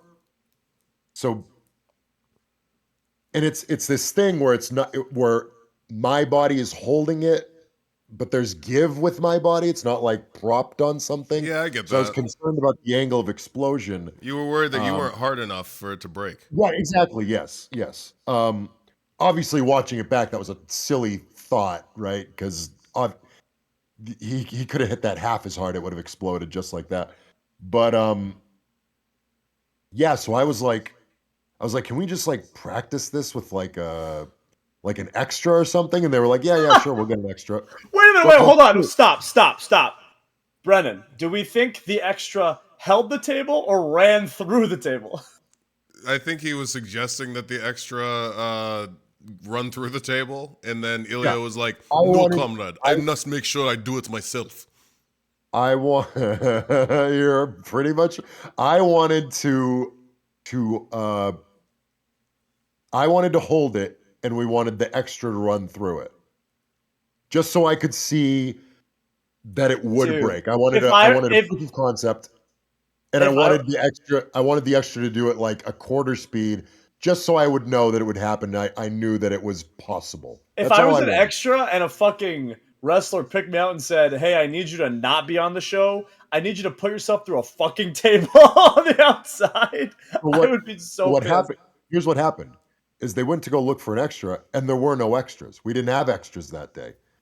So we're standing there waiting for the extra, and the stunt guy is like, yeah, we got someone coming. They're like, oh, who is it? And they're like, oh, I don't know, they couldn't find an extra, so it's like it's and he like got the name wrong, but he was trying to say Oro Mensa. He's like, oh, it's this men's guy. And Ilya's like Oro This Mensa. men's right guy. Ilya's like Oro Mensa, and he's like, yeah, that's it. And Ilya's like, no, fuck that. He's not doing it. He's like, I'm gonna do it. Because I think Ilya's roommate is Oro Mensa, so they're like really close, good friends because he's German and stuff. So he's like, he's not fucking doing this He's for what? me. Like, I'm gonna do it myself. And I was like, you sure you want to do this yourself? And he's like, yeah, it's not a big deal. It's not a problem. So the stunt guy gave us like this pad or whatever, and he just put on this pad and just speared it like in the back, and it exploded like with 0 issue. He actually hit it like 1/8 speed, and it started to break. And I said, "That's good. I'm confident. You're good. You'll get through it out there." And he was like, "No, no, no, no. Now I want to do it." And then he went like half speed and it like exploded in a million pieces. I'm like, "I think we'll be fine. I think we'll be fine." Awesome. Cool. Just went through the table to take out I thought Wow. so. I thought he started bleeding because of that, right? That's when it Because of the started table. gushing. Yeah, but it turns out it was not the table. It was me kicking him in the fucking face. So I have no idea he's bleeding right here. I'm just selling. Look at the lifts on those boots. Thank you. Yes, I'm proud of those. So we got this whole thing where it's like we're supposed to get up on either side of the apron and like look at each other, and I'm going to do it, and then Tom tells me here, oh, he's bleeding. We need the doctor to. Oh. So I'm rising up to do the spot that we had planned, which is us both looking at each other and climbing in the ring at the same time. And I'm like, oh, he's not there. Where is he? And then Tom's like, he's bleeding. We need to stop the bleeding. So I'm like, oh, brother, here we go. So I'm just killing time here, like praying that we can get this doctor bullshit over as quickly as humanly possible. Doctor bullshit. So you got to think this whole time that they're showing these replays right here is just You're dead laying air down? time. Where I think that this match is ruined. I think this is a catastrophe. The whole thing's gone off the rails. It's gonna be awful. Because I'm just sitting in the ring by myself right now. The crowd's just staring at me. So I'm like, this match is ruined. This is terrible. That's This is brutal. garbage. This sucks. And the second you come back from this replay, he's kicking my ass. So you That's basically, good. as a viewer, miss absolutely nothing. But for me, it was like the longest 1 minute of my life. Yeah, that feeling of knowing the crowd is just sitting there looking at you and nothing Yep. is happening is It brutal. honestly served the match to show like how much happened in Right. 5 minutes. Like When I watched it back, I was like, oh my God, thank God. Thank you, God. This is so much. Like, you didn't miss anything as a viewer. You missed nothing. ah! Oh, that's great. Yeah. I feel like What we was could his have plan executed anyway? He would have done that if he suplexed you. that. Well, that's kind of his thing. His fucking himself up. You would have been okay. You would have gone over it. Maybe. Dijak doesn't care about the count. He wants to beat the hell out of Dragunov. This is a cool bump. I was very worried about this, but it ended up. Oh, you spiked it. Oh, Yeah. fuck. I didn't know if I could spike that high on an elevated thing, and it turns out I can. You should have never doubted your ability to spike bump. You know you are the spike bumper. I think this is our first count. We No. didn't want a lot of counting. We wanted them to be meaningful. So I think this is the first time where anybody was down to tease the count. Because we didn't want to spam that. We didn't want it to be too much. I remember these sucking. I remember he was doing this to me. I'm like, this hurts way worse than anything we've done so far. Boot washing the shit out of me. Your like labored wrestling moans are so pornographic. That's why I'm such a. That's why I have such a. Oh. Oh, that sucked. That's why I have such a high ranking on. Wrestling with the what's package. Yeah, that one. Yeah, wrestle with the package. I'm like You're number probably 2 behind devastated when you moved to pants. when his blood is on the stairs. That's a cool shot. When he set that up and the edge of the thing was on my collarbone, all I'm thinking right now is your collarbone's gonna snap. You're gonna in half. snap It's it in gonna- half? it's just gonna saw you to the point where I took my hand and I dug it like inside the thing, just so there was flesh in between the edge of the steps at my collarbone because I was so terrified it would kill me. Oh. Turns out it killed me anyway. My collarbone was completely fucked up after that. Oh shit. Yeah, that fucking thing just dug right into my neck, and my neck was sore as fuck after that.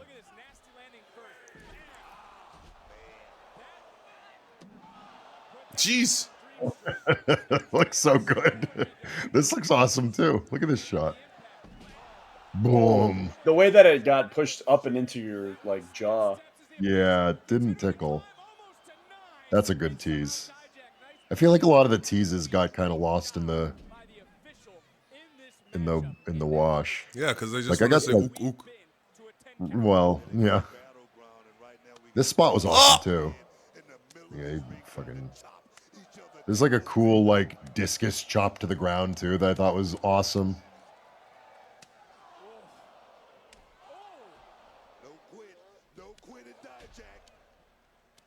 I love that he's selling the super kick while still chopping me. That's really next level He doesn't stuff. need to sell it. His chin is busted open. He's still doing it. Oh! That looks so good. We're getting the replay of that one. Oh, that was right in the throat. Paragon that Great, thank you hurt for my getting neck. the subs. I think my throat was like I couldn't talk for a couple days after that. You go. Brennan, is the audio off? The audio off. It's low. I can't hear the sound. Oh, it did turn off. Replay. I want to see those grounded chops. The ground chops is a great idea. All of that was his idea. Both of these men have given a lot here tonight. Ah! No, he couldn't because he just got his larynx crushed. Discus chop. That's awesome. I don't even know what to say. Yeah, that whole spot was his idea. That's what you need to say right there, Vic. Wow. Wow. Who is that? Okay, so this is a funny spot. Not funny, but it's a funny story. Put it a little like less down, Brennan, or less. You can keep playing. You can keep playing. I don't even know if we're at the spot yet. But as I mentioned, our Oh, what the fuck, Dijak? oh my god. Were you supposed to Protect land on your your size. feet, you fucking prick? This young man strong enough. He matches up. Oh, wow. Ah! Yes! There was sexual tension here. Who's gonna break who? Yeah, this is the. So he's blasting the ever-loving shit out of me.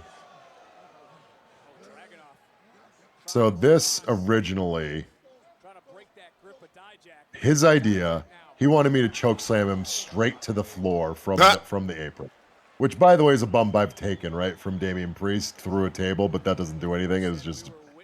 So, like, I've done it, and I know how much that hurts and sucks, and I'm like, listen, man, if you want to do it, that's fine. That's your bump. Sean caught wind of this, and he spent the entire pre-show convincing Ilya not to do it. And Ilya spent the entire pre-show arguing with Sean that he wanted to do it. Sean was like, "No, Ilya, you have a future. We want to we use you for settled years to on- come. If somebody needs to settled take a on- choke slam onto the floor, let it be Dijak." Right, exactly. We settled on this spot was my idea. I wanted this for him to come up in the face-to-face, and then I drag him in, and I hit the finish. And for whatever reason, we got turned around because I wanted it to be in the back left buckle, but he found his way to the back right buckle. Which ended up being a pretty cool No, fucking that's spell. fine. Yeah, it's totally fine. Because he just sold it so well. Looked like he was getting shot by. Oh, the blood. Blood. The blood's great there. Holy shit. Yeah, really good shot. But yeah, with the choke slam, we settled on, or they settled on, I guess, like, Sean was like, the match won't need it. It'll be great regardless. You don't need to do it. And Ilya's like, I'll decide out there. I'll decide out there. So I grab him for the goozle, thinking full well I'm going to chokeslam him to the floor. And he just looks at me and goes, apron. After all the like, shit oh, you thank guys God. did, he was like, I was like, fuck oh, this. thank God I don't need to murder this man right now. I'm so happy he said that. Why are there kendo sticks under the ring? Yeah, why the fuck not? To punish sinners. It's what to they do beat in the My idea, builders. my idea for this spot, so this was kind of my concept. I wanted him to be trapped in the corner, but we couldn't get like handcuffs or any of that duct tape or any of that stuff approved. So we kind of settled on I gave him my finisher, and he's just like basically unconscious and can't move. And so I'm just beating the fucking tar out of him in the corner because he's so depleted that he basically can't muster up enough energy to move. And on paper, I wasn't sure that I liked it, but in execution, especially as we were doing it, I was like, oh, this is fucking awesome. All of this is ad-libbed. We had no idea how much of this it was going to go. We left ourselves basically like 3 minutes to work with and just do whatever we wanted here. And once he was bleeding, I was like, oh my God, this is going to be so fucking good. I started like wiping his fucking blood all over it. And we got this real tight shot that we had blocked out. This one. You should have kissed. It is very sadomasochist. The whole feud was. It's very like 50 Shades of Grey. I love it. I'm surprised you guys didn't His get kicked off cell, TV for I being love, too I gay. love, yeah, I love this cell where he's just like, ah. It's giving like, it actually is giving someone being tortured for real.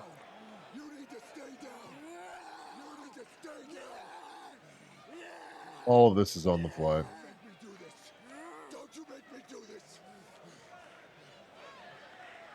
This part specifically, His wrist, ugh. Oh.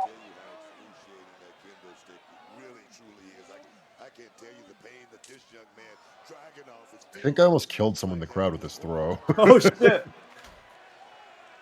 So that, pause it for a second. That part specifically, I had Sean all over me because we were being so vague about it. And I was like, yeah, I'll bring out the kendo stick and then we'll kind of feel it out there. And he grabbed me and he's like, please, I'm begging you, like no more than 3 kendo shots. Like I know, he's like, I know you guys. Why is I that the know line? His major concern was that this was going to get too violent and that we would not be able to tone it back and that people wouldn't because I don't think it was like a network thing, right? It's on like Peacock, so like who cares? Peacock, yeah. Yeah. But I don't think that was his concern. I think his concern was just like that the match quality overall would trend in the direction of like Like a hardcore match where it's just weapons. yeah, like Okay. oh, this is like a death match almost. Like I don't want to watch this. It's like too he thought it would get too realistically violent and that the story of the whole thing would be lost. I can see what you mean because I think a lot of like normal people find a certain level of violence off-putting. Yes. If you ride the line, in Yes. his mind, he doesn't want it to be like a light tube match where you're just going from Exactly. dangerous He doesn't weapon want- to dangerous like, weapon. I didn't want it to be that either. I just wanted it to feel real and violent Sure. within the confines of ultimately what boils down to a kids show. It was for No, but it's Not a true, kid because, show like, anymore. Sean was thinking of Brennan's mom, who if Brennan's mom was watching the show, she doesn't want to see fucking torture. She doesn't My want to mom, see... my mom had such a big problem when she saw the Swerve Hangman match, and she saw all the bleeding into each other. She's like, exactly. Why is Swerve doing that? I love that, but I see what you mean. I live for that shit, but like, yeah, It's 50, very 60, off-putting 70-year-old to not sickos. well, it's for the sickos. So, It's for the sickos. Yeah, Like my parents were in the crowd because this is in Lowell, Massachusetts, and I more or less told them like maybe don't watch this match. Like, but I think I don't remember whether they stayed or not. I don't remember. I know my kids were there, and I told them to leave. Like that, we shot it as a work, but like that was me actually kicking them out and telling them to go to bed because I they think it JR, would've been thanks really for scary donation. I hope My that you son guys was- are able to carry that sort of Team Rocket vibes you had with keeping it making it maximum going. It's the sort of heel that we don't really see too often in wrestling. Thank you, CJR. Team Rocket is a good comparison. I like that. Yeah, I like we the had MT. a somebody in Hood Slam, You need a new Meowth. somebody in Hood Slam said we were kind of like an evil Calvin and Hobbes. That's I fire. really It's like good. Yeah. It's really good. All right, so the finish is coming up here. And as much as we talked about the choke slam to the outside and the kendo stick shots and stuff, we debated this for 10 times longer. And it's such a nothing thing. But the whole thing was trying to figure out what this portion of it is, and whether I wanted to hit him with a chair here, and how many times I wanted to hit him with a chair here, and how I wanted to create space to create this next thing, and what I wanted that to look like. Because I didn't want this to look like I was just setting up to eat his finish. Oh, it didn't at all. I don't think it did either. And what we settled on, because this was a huge debate between me, Sean, and Bloom, where they felt, God, I don't even remember what the two different viewpoints are. I just remember I didn't want it to feel like I was just running in like a cartoon to get fucking killed.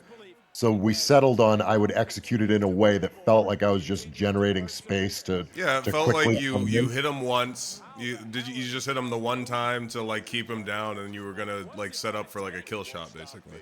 Right. Yeah, that's kind of what I settled on, as opposed to hitting him multiple times with the chair and then geeing up the crowd and doing something like that. I just wanted to feel a little more natural. And then this finish, I think, was my idea, or maybe a joint idea. Oh. I know for sure that I think he came up with H-bomb off the steps, and I came up with, is it okay if I do it like if I'm getting up on the chair and my face fucking eats the chair as the finish, just to add a little bit extra to it. And I think he You was should have receptive played to it. I was kind of honestly in my mind hoping that I would get busted open on that. That was the least boring last man standing match ever. Last man standing matches can be really fucking boring. Last man standing And matches kind of suck. that was almost 17 minutes, and it didn't feel like 17 minutes whatsoever. It didn't. There wasn't a billion counts. There I wasn't can probably, yeah. I can count Yeah. on I can count on two hands the amount of spots, which is kind of crazy for a match that long. Like Yeah, not a you didn't lot. actually do a lot. You didn't. What are you fingering there? I wanted it to look like I was seizing or something. Looks like you're getting the G. I think you're getting the G spot there. Yeah, you're kind of like digging my for gold. dead corpse is twitching or something. That was my thought process. Shane, Yeah, wait, Shane's in the chat. He says, "I don't know what it is, but I think Ilya was better back then than now. What's changed?" Did he just lose to Braun on Raw? For those of you who don't know, in our group chat, we make fun of people who think that wrestlers have become worse or better because they start losing or winning. Yes. It's I like don't this know, whole guys. thing. I feel like Braun has lost aura since losing a match. There's That's something another different thing. about him. I don't know what it is. I can't quite That's put my finger on it. another thing that drives me crazy because aura is the new thing now. And, you know, back in our day, aura was called it, right? It was the it factor. You have- And you have- because aura and it are the same thing. It's an intangible, inexplicable quality that somebody has, And it is where you actually say- tangible because it's usually just winning.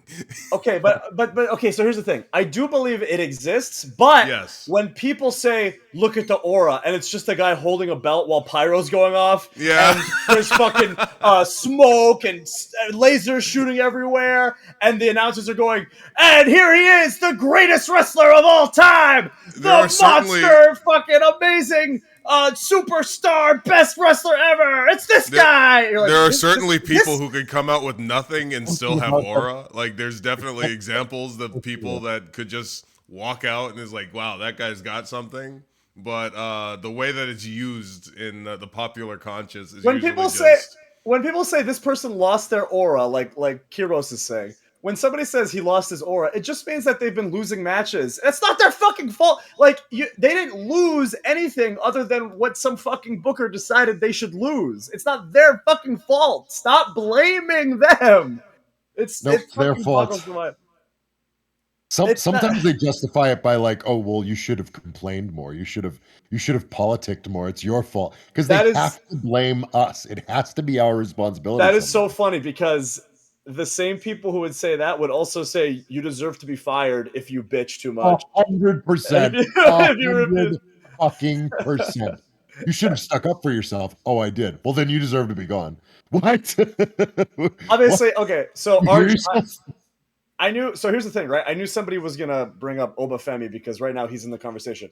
That's a completely different thing. I think that's somebody. And listen, I am the biggest Monty Brown fan in the world. So to see someone basically carry on that legacy as just a he's big black? fucking You racist. yes, he's a big black fucking huge monster who does crazy impressive shit. Freak athlete is fucking phenomenal, and his production that they give him adds to the presentation 100%. What I'm talking about is when a guy comes out with a belt, and because he's holding the belt, and because there's a bunch of production around him. But if he didn't have, so a guy like Onita, right? I always use him as an example. Onita walks out with a cigarette and a leather jacket. He's got and aura. you know this motherfucker's got some sauce. Okay, if somebody can come out and there's no fucking frills, and you go, that's a motherfucking star right there. There's something about that guy. I used to really think that about Moxley when I first saw I him. was I was like, just wow, gonna that say guy's got Moxley. freaking aura. That's aura. I was just gonna say Moxley. I really was. That was the first. Which That's is literally that's the guy that comes to mind when I think of there's like no somebody reason who come why out with it nothing. actually came to my mind. The first guy. But then again, the first time I ever saw him was in The Shield, so it's not like Okay, it's not but like he wasn't given. To be fair, and you can feel free to disagree with me, but when I was a fan, and I was just a fan when the Shield was coming up, I saw Moxley as the guy with the most aura, right? I was like, this guy carries himself different than everyone else I know. You know what I And mean? he was probably the least like pushed. He was in the least that- pushed. Yeah. Yeah, he was the least pushed of all three, easily. Yeah. 100%. I mean, he was still Yeah, pushed, 'cause obviously. The first thing they ever did was Seth and Roman as tag champs, I think. Right, He was so U.S. that's champ, a- but that's a choice. they never had him defend it. I think he was like the longest I reigning think he was U.S. champ. after. I thought it was the same time, but I could be wrong. They were all those championships at the same. But I think tag champs first, and then during that reign, I think he won the U.S. champ. Sure. I could be wrong. He We're had it talking for about- like a year, and I think he defended it on TV 3 times. And when I say he defended it, I mean they decided he would defend it. Right. That's part of the problem, right? Is we talk about wrestling like a sport where we say, the Dolphins lost 3 games in a row. But when we say a wrestler lost 2 times in a row, we don't mean they lost. We mean someone decided they lost, right? Right. But that's too much words, so we don't say it. And that's partly why, as talent, we're kind of put in that position where we've lost aura because we were told to do our job. You know what I mean? Correct. But yeah, that's my aura rant. But it's not a shot at anybody who actually has aura. It's just it's a shot at people who confuse, oh, this guy has good presentation and I like him more because of it, with, this guy just has got it. It's the thing. People like to act like they're immune to marketing or propaganda, and they very rarely are. Yes, that is 100% it. They think they're Yes. immune to propaganda. That's fucking They're not. You're very if you like somebody, it's usually for a We reason. aren't. We aren't. And We're we not, know. it. No, we're not. Dude, people ask me, they're like, "What's your dream match? Who do you want to wrestle? Who do you think the first fucking 20 guys who come into my head are? The fake champions, yeah, the Roman fucking Reigns. everyone who's given the belts. Of Yeah. course, that's my fucking dream match. Yeah. I don't want to wrestle some guy who loses all the time. I want to wrestle the fucking champion. Doesn't matter if this one's better than this one. I'm a fucking mark. I'm a mark for propaganda. You tell me this guy's great, my brain goes, "Yep, that guy's great. That'll be a great fucking match." Well, because Dijak, who was your favorite pro wrestler growing up? Stone Cold Steve Austin. Stone Cold motherfucking Steve Austin. Who was my favorite pro Motherfucking wrestler? Steve Austin. Who was my favorite wrestler growing up? The motherfucking man with a 21-0 undefeated streak at WrestleMania with a 30-minute entrance where he shoots Of lightning out of his fucking course. hands and he Right. kicks everyone's ass. Kane was my favorite, and he's a loser. That's fair. Maybe you're Kane immune to never won anything. No, you know what? But if you would have said like, oh, my favorite wrestler was Rico, I would have been like, oh, you are immune to propaganda. Yeah, no, I'd be like, no. Well, that's why you say, like, if somebody says who's your favorite wrestler, and you say like Scotty 2 Hotty, I was like, oh, base. Like, it's not.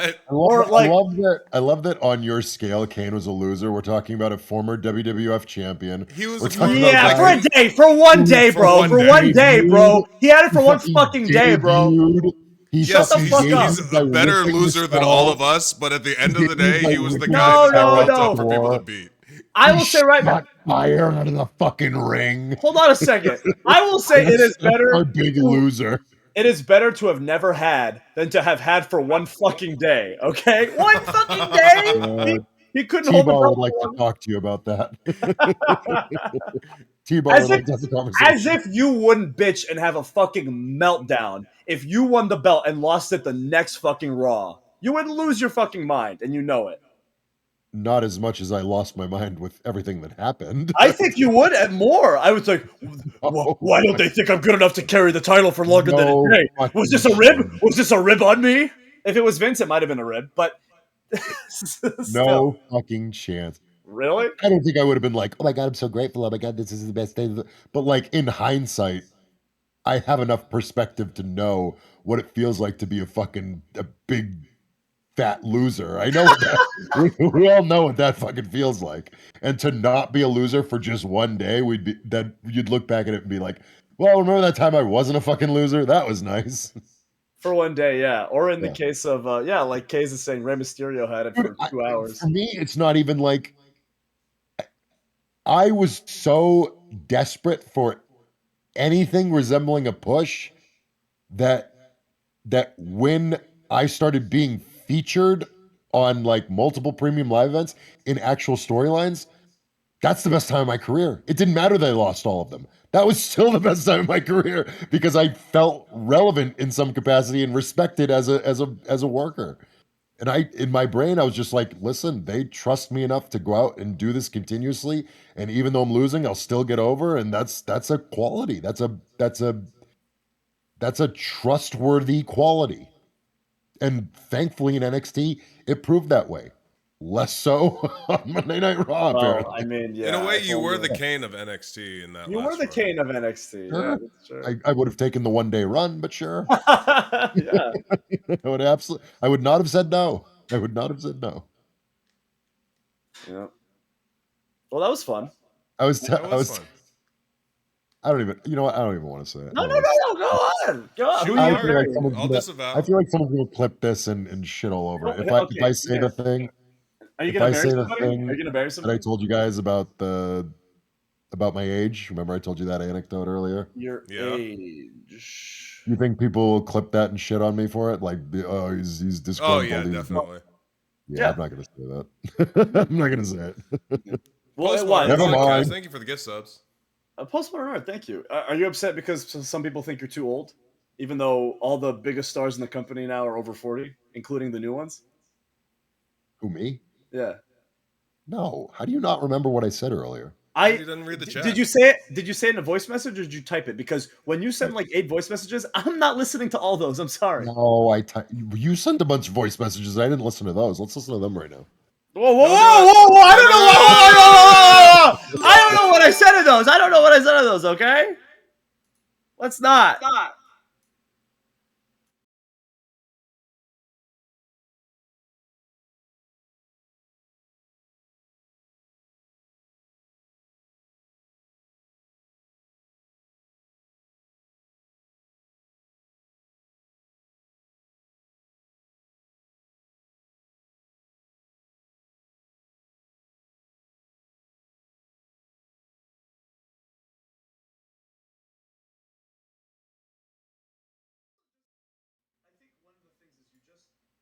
as old because you're What? you're because you're a married dad of 2 kids, and you have Turkish hair transplants, and Yeah. you and for as much as you talk like a 19-year-old black kid on Twitter, you're just an old white guy. I'm sorry. You are an old white guy. You're an old white cop. I mean, it's like you and Javon Evans on NXT talk the same way on Twitter. What's up with that? I mean, that's fucking weird, right? If you want to be a boys. dad in your 30s, you have to zest it up like Love me, that and then kid. you'll be perceived as younger. Yeah. I guess I just don't have that aura. No. I need somebody to give me a belt with explosions behind me, and then I'll have it. You've always hated it. Because I remember when I told you the story about when Vince said, I have it, and you were like, that's not a fucking thing. That's a fucking made up bullshit. And I was like, oh, he's just mad because Vince said I had it. But then, like, if I really had it, I probably would have been pushed, right?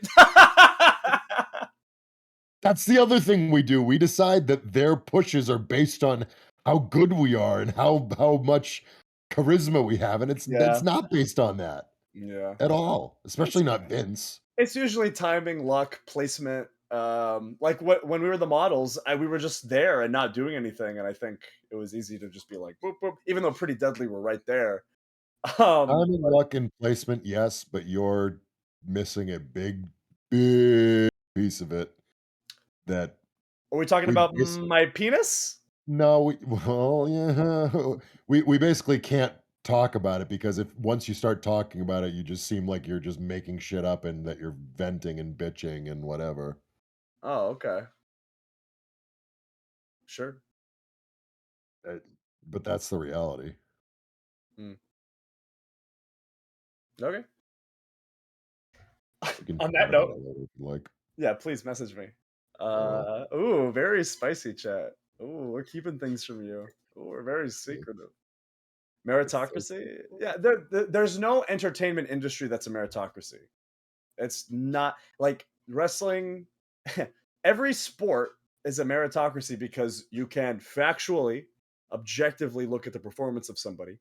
well, And I talked to Sean Hayes about this, and he said you'd be shocked really, how much like politics there are in real sports. He said you'd really, be yeah. isn't it just about this guy gets the most passes, this guy gets the most baskets, this guy runs the most yards? He said that like when you're talking about the elite level, yes, but then when you get a little bit further down the depth chart, and Brennan can probably speak to this, when you get a little bit further down the depth chart and it's like the guys who are maybe on the team or maybe cut and you're right in between, then you start talking about who do we like more? Who's the guy that we like to be around and who's the guy who does the favors and all that stuff Interesting. Okay, interesting. because those positions aren't quite as relevant. Ah, Like that makes LeBron James is the best, and that's and Kobe Bryant's the best. Like you're not, no one's gonna convince otherwise. Like those guys can wow. be I didn't know totally that. I replaced. didn't know you thought Michael Jordan sucked shit. It appears to be Well, that that's you've not, I mean, drawn a like line. like on any pick any random given day, and if you put 10 random guys on the court, like those guys are gonna be the best. That's what I mean. But like, So it's not as cut and dry as I believe. Okay. just not in certain aspects, right? Sure, sure, In absolutely. in sports, if you're the best, you're the best. End of story. But if In there's pro a little bit wrestling, of you can be the quote unquote best, but it's so subjective that like who's the best? How do you decide that? It doesn't fucking it's just made up. mm. Brennan left. Really? How are we Yeah, still streaming then? he's gone. I guess he just left it on and Oh, let us yap. did he need to do something? Yeah, I guess having sex with his wife. He kept messaging me today, like, we need to finish early. I got things to do. And then his wife messaged me and was like, you gotta let Brendan go early. Like, we have things to do. I was like, whoa, guys, you do not need to be telling. Wow. I do not need to be knowing. Once Oh, every 10 years. Wow. Good I for know. them. It's time for kid number 4. That's what I can It's say. time for kid number 4. Here we Time go. for kid number 4. Sarah's in the chat, feverishly coping as they're making sweet, hot baby making love. Get off the phone and focus on your man, girl. He is not feeling appreciated right now. You cannot be on your phone You while gotta give you're them that while fucking while you're foot. being inseminated. What a horrible word, right? Inseminated. This That is very, it's very terrible. scientifically vulgar.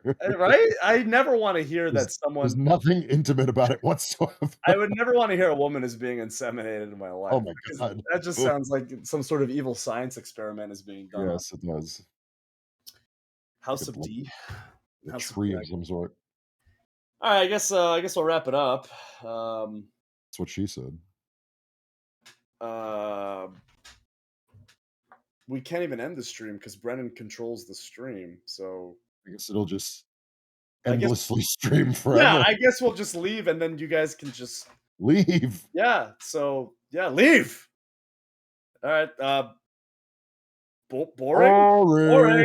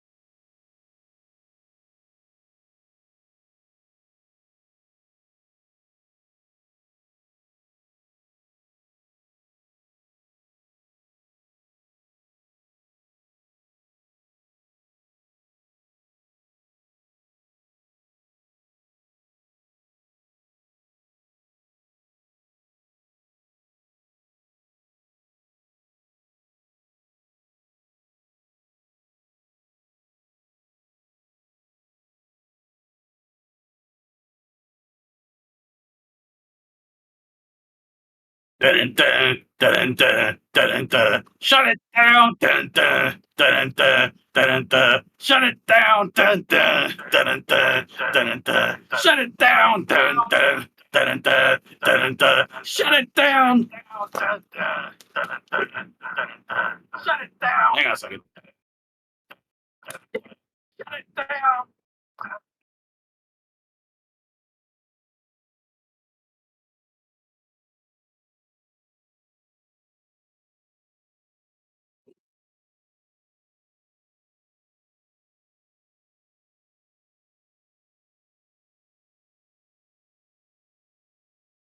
So, chat, what do you want to talk about? Hang on, the delay is messing me up.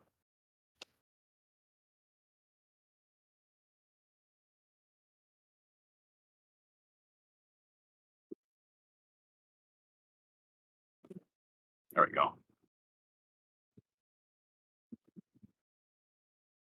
I ain't no Elmo. See an orange nose? Still waiting. Yeah, I look more like a penis than I do an Elmo. Hang on a second. This is hard. Zoom with one hand. Okay. See how long it takes Brennan to walk in here. Hey, everybody. Long time no see. Puppet racism.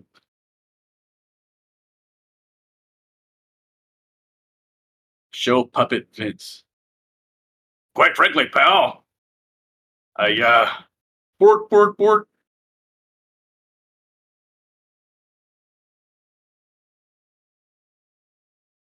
What's your opinion on the two skeletons? Generational talents.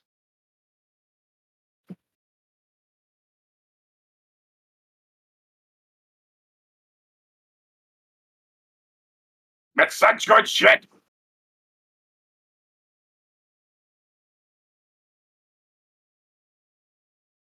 Let's see.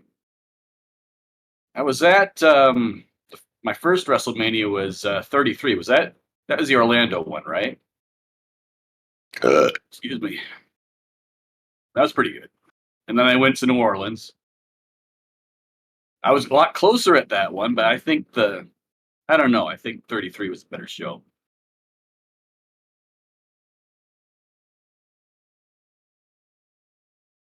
Thoughts on competition like Barney, Kermit, All Puppets Wrestling?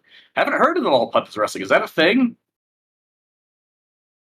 Haven't seen Barney in a dog's age. Is he retired or? I do consider him a puppet, you know. Articulate mouth and parts equals puppet, not costume. My book. You seen Brennan's Shadow?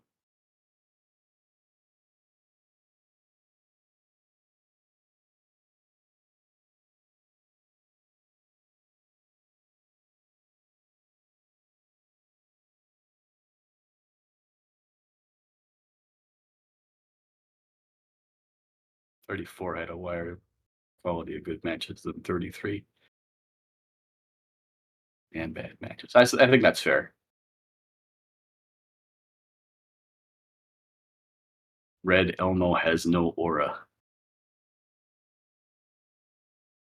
Oh yeah? Well, animated Barney. It seems like that's like a cop out.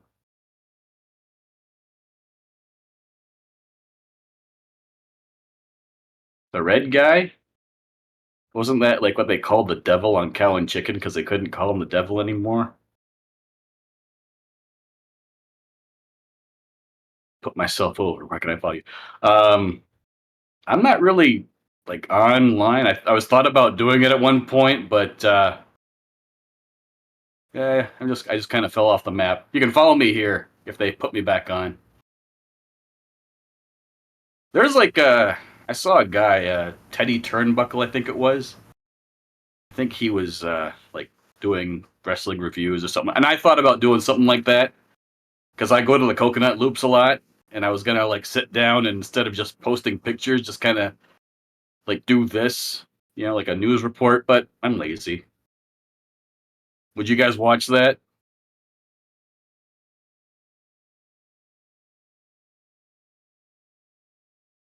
Yes, I'm part of the insiders slash MxM canon.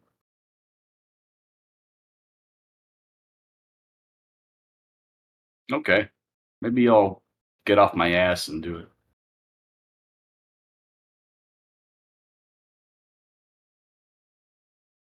Ugh, excuse me. Lots of onions today. Sorry about that. It is kind of like VTubing, you know. I used to say when Brennan was doing Jibo that it's they have a lot in common, especially if you took the wheel like directly instead of like just like tracking your mouth movements. He just had a button or a pedal or something that like did the lip sync. That'd be exactly like a puppet, really. Do I drink Mountain Dew? Well, I gave up sugar soda, but I still drink Baja Blast Zero Sugar mostly. It's not too bad. Ugh. I white-headed Brennan, yeah. We're here.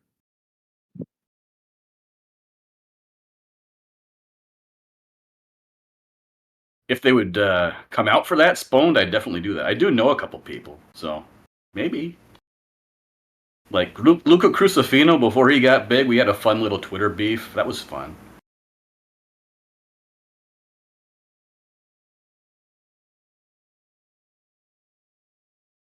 I'm gonna no sell any questions that are directed to Elmo because I'm not Elmo. I'm Reggie.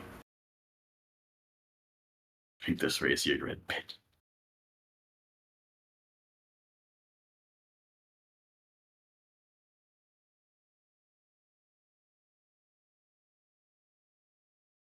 Brett or Sean? Brett. Excuse me. Gonna rest my arm for a second here. Better. You might not think so, but it's tiring to hold your arm up. I didn't really drink Prime until Dijak started talking about it.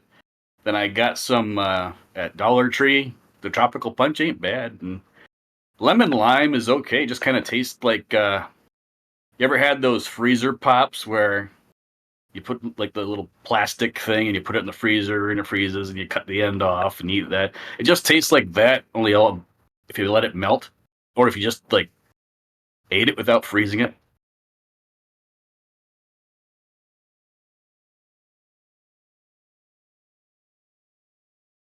It could be. I mean, everything they put out in the market and tastes good has some kind of thing in it to kill us. That's how they get you. Yeah, I know I'm close, but I'm resting my arm on the counter because it's tired, and I haven't done this in a while.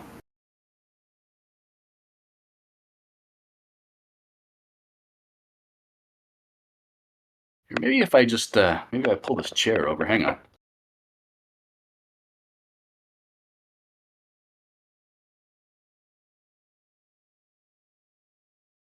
Mm. Oh yeah, that's perfect. A little closer. Okay, there we go. It's kind of wants to spin around on me, but that's okay. Can't see my arm.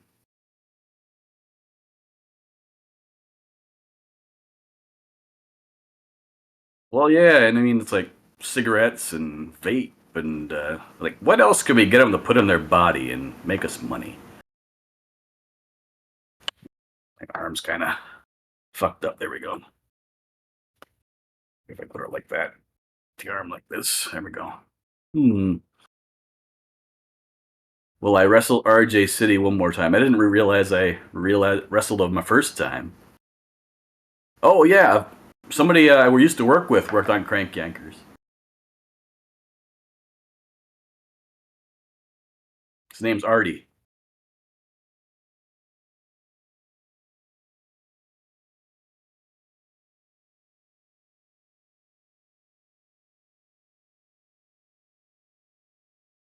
Oh, they just like sell empty bottles, and you just like inhale them. That's their.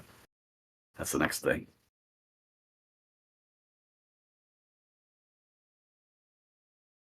It does kind of Fox Brides, though. Jim Henson has like really raised the curtain on all that stuff like for years ago, and even though he's showing you how it works, you know, people still believe it because people want to believe it. Yeah, and people want to believe wrestling, so it works. Even though you know it's not real, we're not really setting the world on fire here. But as long as you don't just do shit to take people out of it, you know, like if you're a magician and you're in the middle of sawing a woman in half, and you just stop and say, you know, I'm not really sawing this woman in half, right? Shit like that. If I were Mr. Sacco, what would my finishing move be? Well, then I'd have to like get another smaller sock to put on my hand here, and then put that in their mouth, I guess, or further down there if I could fit the whole arm in there. Like if I stuck my head in and I went on like this, and then put the other sock, this hand down their throat further. I don't know.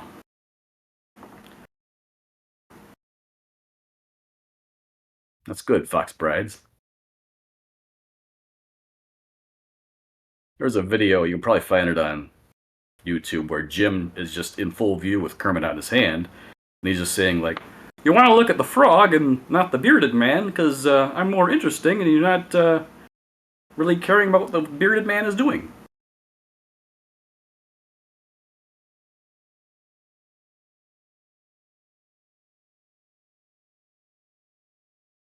Not exactly. I will not sign up for name, but there's an older stream where I dressed up as the Iron Sheik, and I did the whole hack.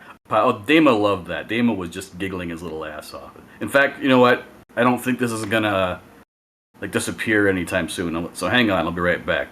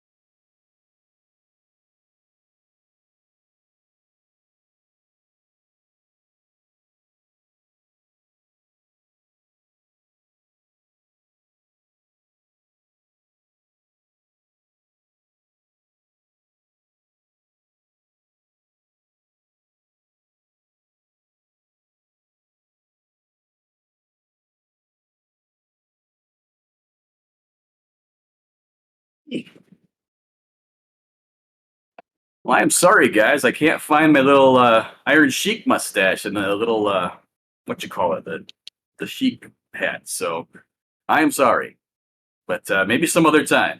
I'll go and look for that stuff. Did we just get raided or something?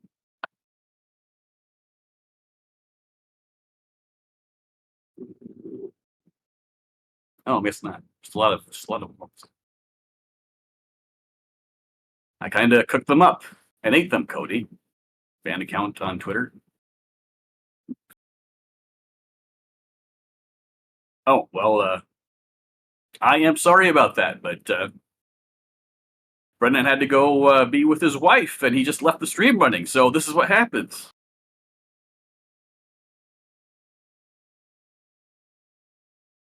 And I'm gonna see how long I can keep this up.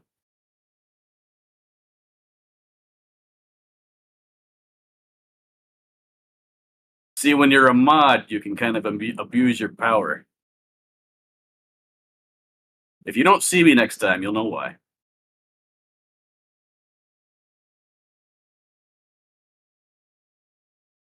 I will tell Dijak that you Dijaculators love him. And I love him too.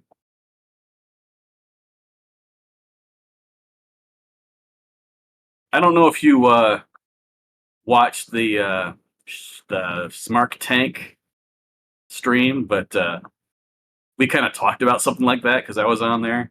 Kind of, my idea was to bring back what you call it, the I can't even remember what it's called now. It was Puppet H and Edge and Christian.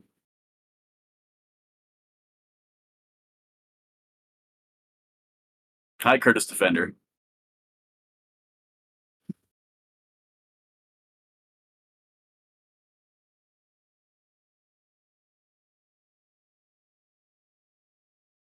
Ready Smart Tank. Or Smack Tank, if you ask Larry. I don't know if you've been here the whole time, Curtis Defender, but everybody left. But Brennan left the stream running, so yeah.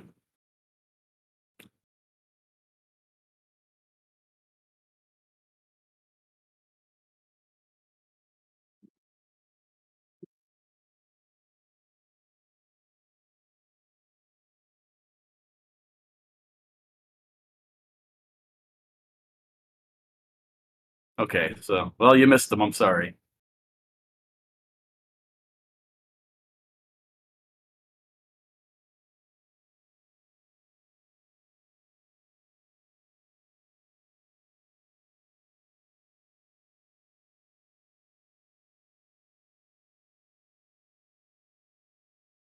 But eventually, when this stops and they upload it, they'll you'll see them watch one of his matches with Ilya Dragunov.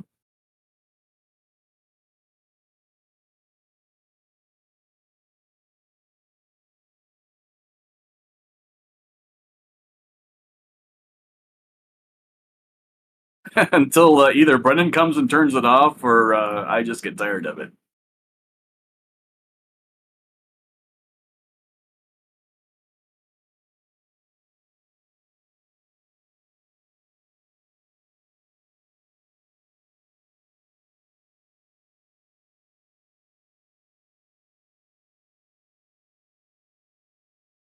Wrestle a live am.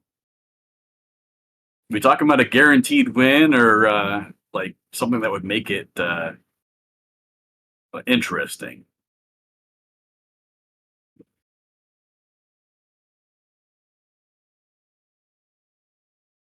Maybe an armadillo. You know, like I feel like I could maybe roll him on his back, but he also could carry leprosy and pass it on to me. So there's that element of danger. Did I predict the lip sync there? So keep an eye on that.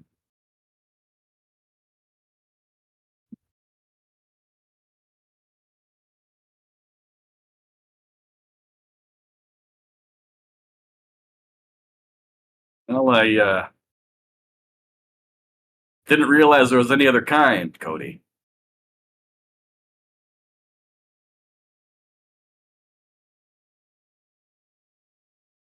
Real talk, ARG. I kind of fell asleep towards the end for like 5 minutes. Might have been the skeletons, because it's not that I'm not interested in what MxM and Dijak are saying. Sing you a song. What do you want me to sing? The MITB botch. Well, a Muppet is just a puppet that is branded as a Muppet, you know, made by that company. You know, there's a misconception that it's a combination of marionette and puppet, but Jim just liked the sound of the word. That's all.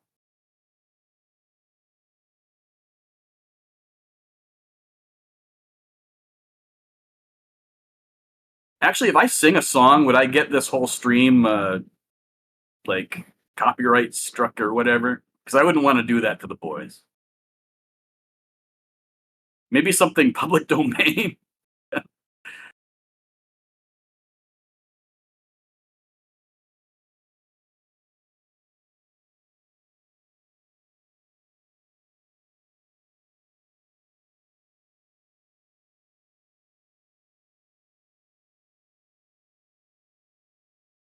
So if I sing it really badly, will they just not care?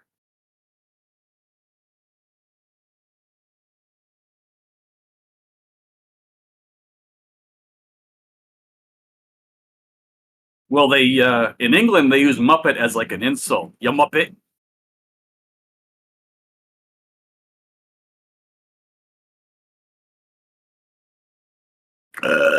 Excuse me.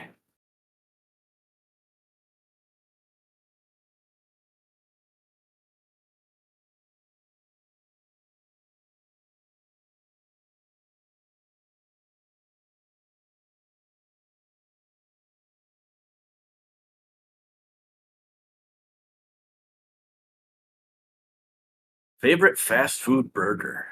Wow. Well, I go to hmm, best tasting. Well, that's a tough one. I'd say because Five Guys makes a good burger, but if you ate there every day, you'd go bankrupt. And McDonald's, on the other hand, it's well, it'll keep you alive, I guess. You're not really going there for the taste. At least I'm not. It's just cheap. Now, I've never had In and Out, so I can't really comment on that. Um, but like for the sweet spot between quality and value for me, I would say is Culver's. It's a little on the spendy side still, but it's the best, I think, fast casual level burger out there. Reggie rate Disco Inferno 0 to 5. 0. He sounds like Kermit the Frog too. You ever notice that? That's fair, Cody.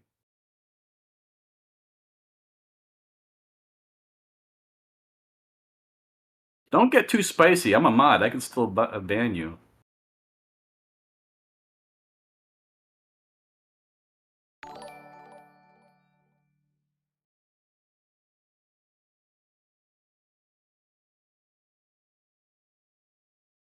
Welcome, Raiders, and surprise, I guess. Brennan left the stream running, so me, one of his mods, stepped in, and I'm just gonna sit here and bullshit until he figures it out.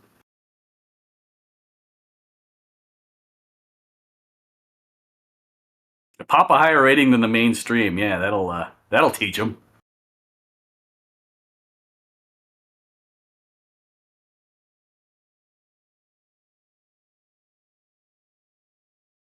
Hey, Gambit. What if he doesn't come back? Yeah. I mean, I have to get up for work tomorrow, so I can't keep this up all night.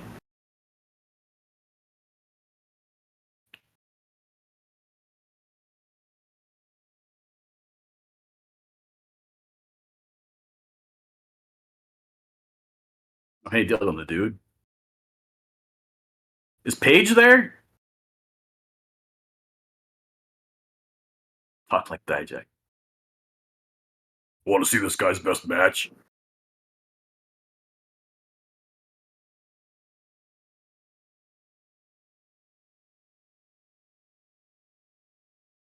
That's like the quote that I always use from him. It's the Dijak Hijack, and I'm here to talk about my favorite favorite flavor of Prime. Yum yum yum yum yum yum yum.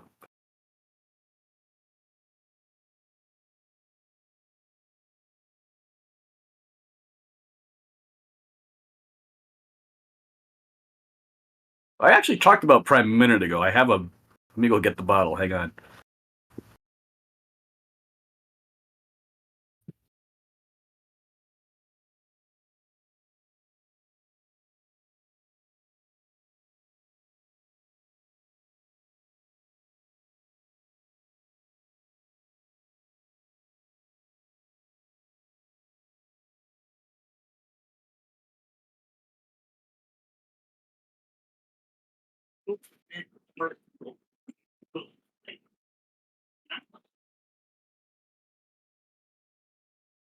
This is Tropical Punch Flavor Prime.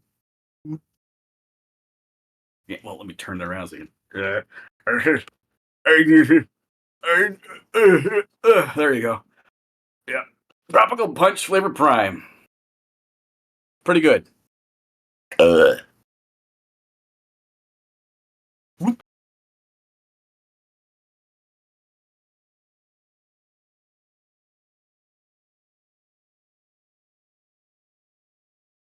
Yeah, Prime is like $1.85 a bottle at Walmart or something like that. But I went to the Dollar Tree and it was $1.25. So okay, I just took a whole basket full. God damn! Sorry about that. A lot of onions today.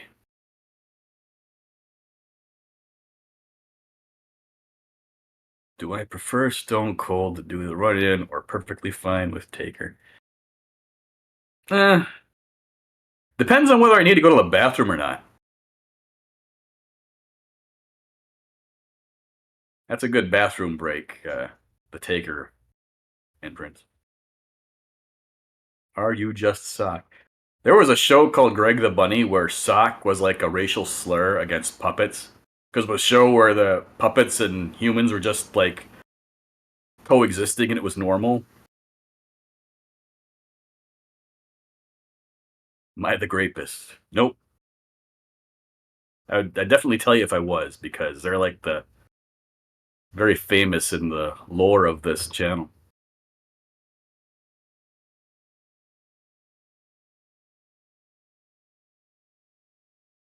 Do I have any wrestling gear? Like I said, I was trying to find that stupid Iron Sheik mustache I had. I dressed up as the Macho Man too once, but I can't find that either. Max Dupree.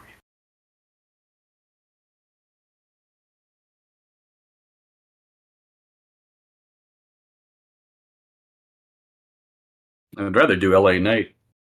Let me talk to ya! No other puppet's got the Kavorka to take over a stream. Whose game is it? LA Knight. Yeah!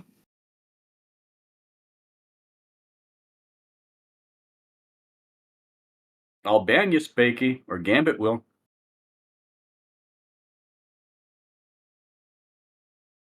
Well, I got sunglasses, actually.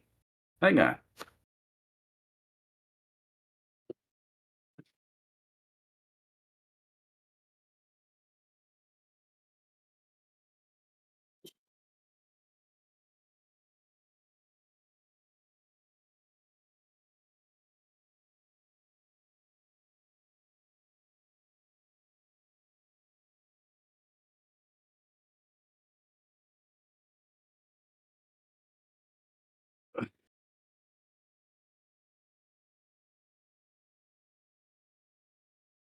Dinner, dinner, dinner, dinner, dinner, bitter, bitter, bitter, bitter, bitter, bitter, bitter, bitter, bitter. Oh, shit. Yeah, they don't stay on very well. Sorry about that.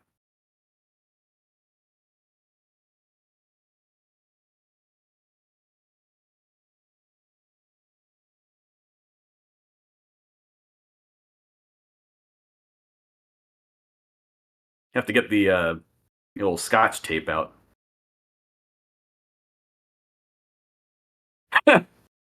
It's like that sketch on Sesame Street where Grover's trying to sell Kermit sunglasses. Yeah, exactly this actually, but he doesn't want them because he doesn't have any ears. So or no, it was earmuffs actually. So he puts like these big rubber ears on him.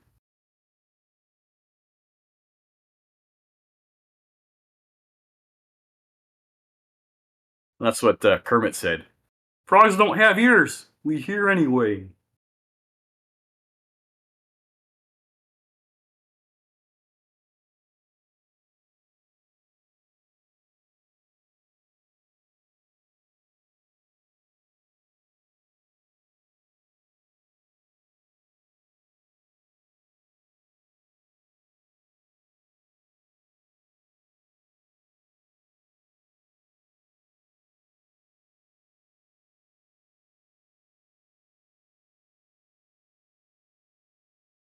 Red Kermit over Goldberg.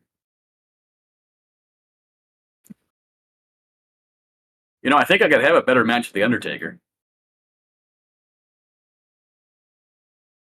Give me a Mason impression. It's something that Mace says a lot. Excuse me. God.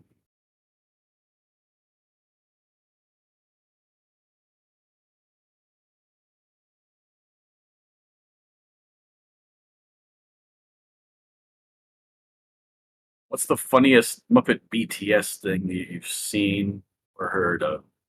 Kind of a boomer. What's BTS again? Reggie greater than Ryback. Definitely. I think he's blocked me.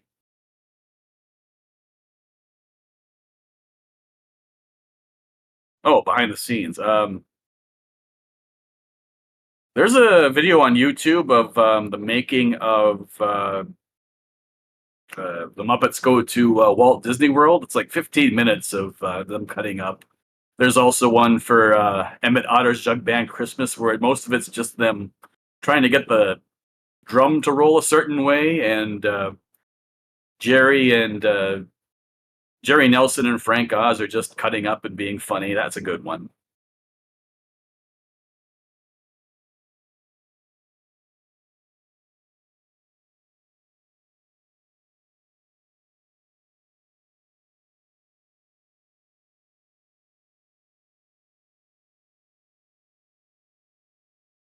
Well, I'm a puppet, so I pretty much have to say Jim Henson. You know, I may as well just say this. I wanted like once to commission a guy I know to make Mason Mansoor as puppets, but I already had one made, and I don't really want to admit how much I paid for it, and I still barely use it. So there you go. But maybe if I get a bunch of money saved up or something.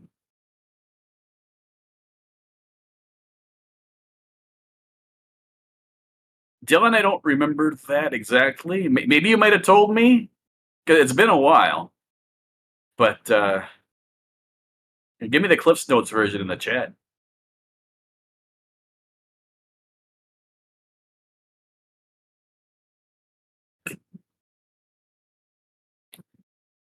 Love Rhea Ripley. She's great.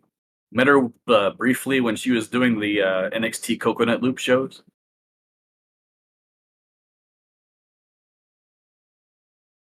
Is she Croomsy? I missed Raw tonight. Catholic pro wrestling is a trip, long story short. Who's my dream opponent? Is that wrestling or puppets or anything? Oh, yeah, ARG. I forgot about that one. That's even better than I think either of those two. The old screen test for the Muppet movie.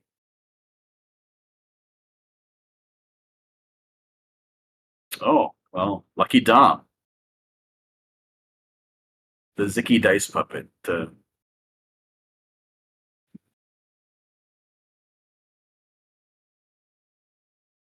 Rhea called you a bitch. Who was my dream wrestling opponent?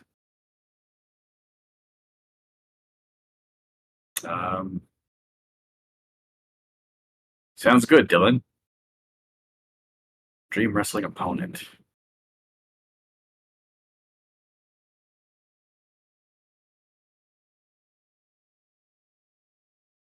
You know, let's just say Rhea.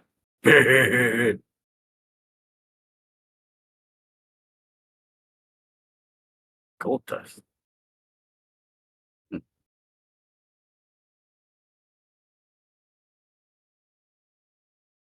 You know what happens to naughty boys? They get spanked by gold dust.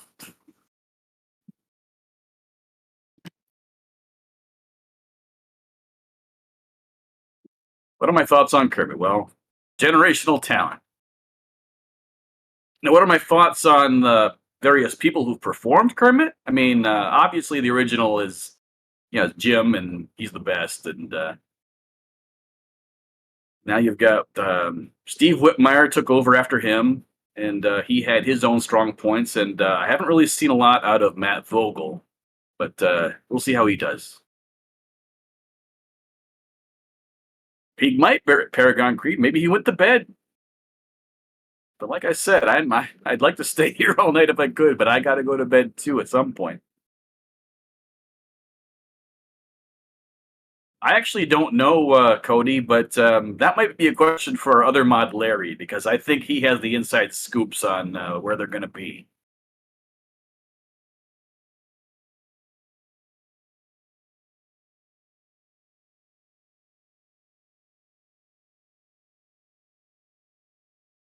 Elmo and Kermit's kid, kinda.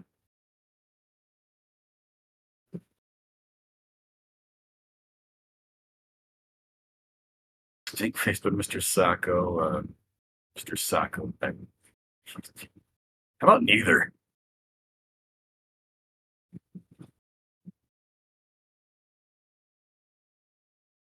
No socks.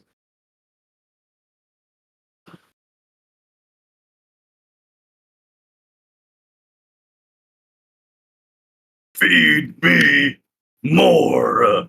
There's a stupid arm thing like this, and Mansoor sucks, lol. Blocked. There's my ride back impression.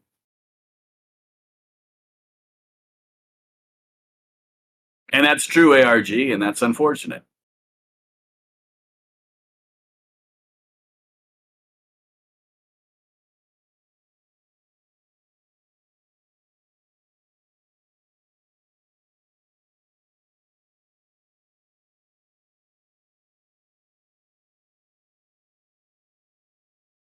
I don't know about hunted to extinction, because I know that they've had other Snuffleupaguses on the show, like his mother, and there was like a Dr. Snuffleupagus. In reality, they're just the spare puppets dressed up, of course, but there was I don't know if they aired this or not, but I saw it on YouTube. They were going to do a thing where Snuffy's parents get divorced, and it was like, how do we, because it's a real thing, how do we teach kids about or help them kind of deal with it, And I can't remember if they aired it or not. Oh, Dylan, I'd like to dust her off, but I don't know if I have voice mod on here. I don't want to try to, have her sound like she smokes a pack of Marlboro Reds. Maybe next time. Wait, do I have it on here? I have to take Reggie off and check here, but I don't think so. But she's sleeping in the closet.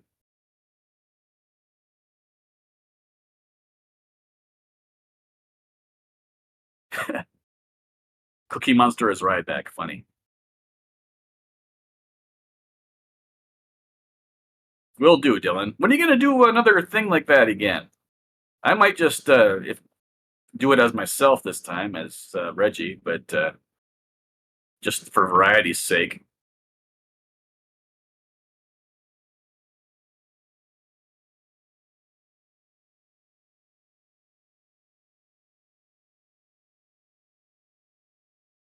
Santi Zap, if you're watching this, oil your bitch ass up.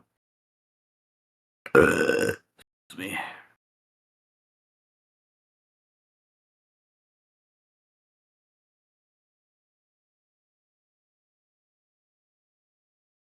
Oh, Dylan the wedding planner.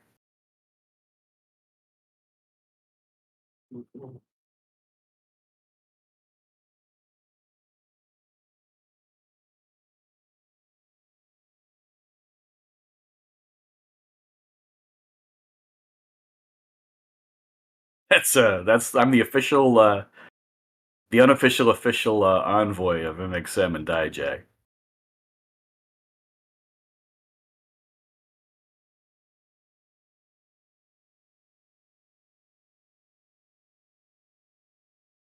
How long were they off when before I came on? Like I tried to get on at first, like on my lap or my desktop, but I couldn't get the camera to work. And I think this one's better anyway. My laptop. 10 minutes. Yeah, thereabouts. Excuse me. Me. My voice is starting to get tired.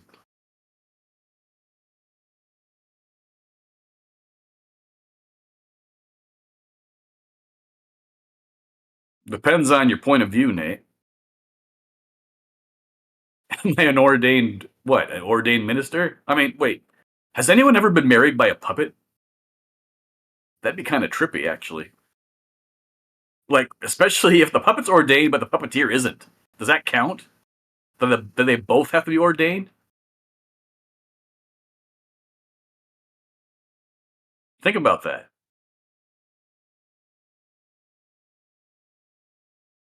I don't know how long you've been watching Killer Corks, but for a while, they would end the stream with me.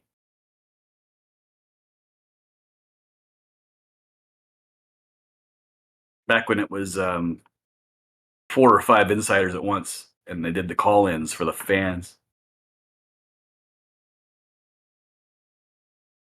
I don't know, Paragon. Just throw a little holy water on me and say I'm ordained. I mean, what the fuck?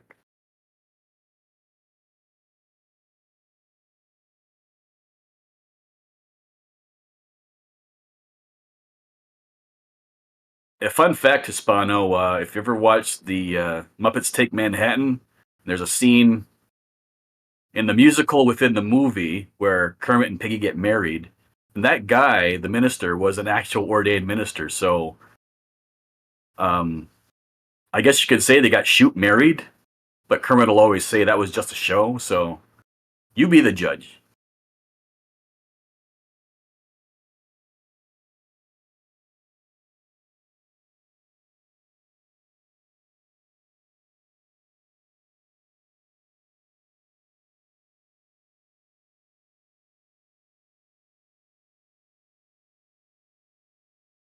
Thank you for those stats, Barfield. Oh, hey, John Covington. Oh, really? Do you have like a link to that or something? Send it to me in the Discord. Although I will say, if his lip sync and his animation weren't good enough, I'd say it doesn't count. I'm a stickler for that. Manny once said I'm the Dijak of puppetry, and I own that.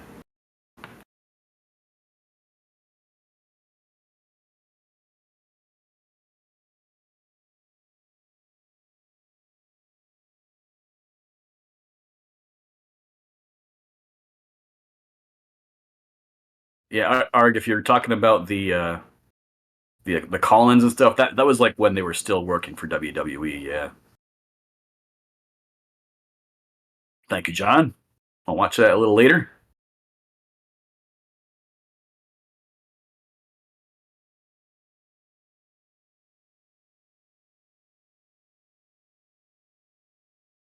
The Dijak of puppetry, Crowfo? It's definitely a compliment because Dijak cares a lot about wrestling. If you've been watching streams, especially lately, you know that. The nuts and bolts of it and how it's supposed to look, that's how I feel about puppetry. Although it might not show right now since my arm is like really tired and you might not be able to tell but my hand's falling asleep.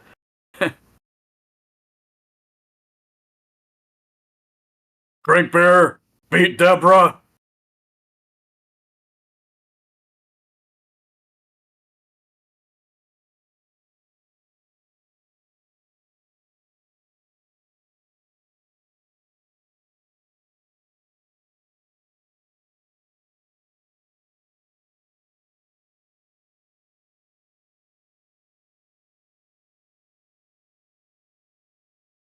If you think anyone who hasn't subscribed to MxM is a bunch of mealy-mouthed bastards, give me a hell yeah!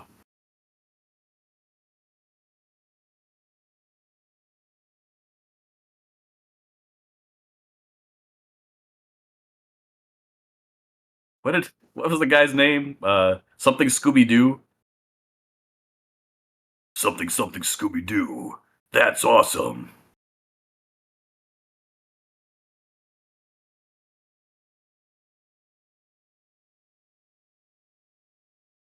True, Gambit, though, like, no matter what they do, it seems like the mods could go into business for themselves. Unless they had some kind of, I don't know, pin. Excuse me, God. All Elite Scooby-Doo, that was it.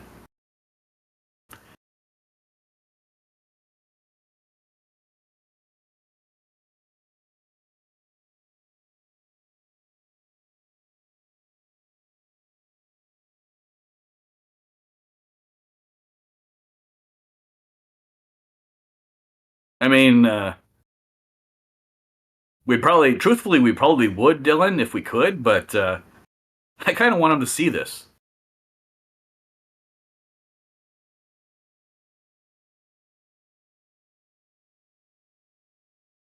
You know, I bought for one of my friend's birthdays, I bought him the Scooby-Doo Meets the WWE movie. Then a year later, like on his next birthday, he said he'd still never watched it. And I've never seen it, so maybe that's an indication.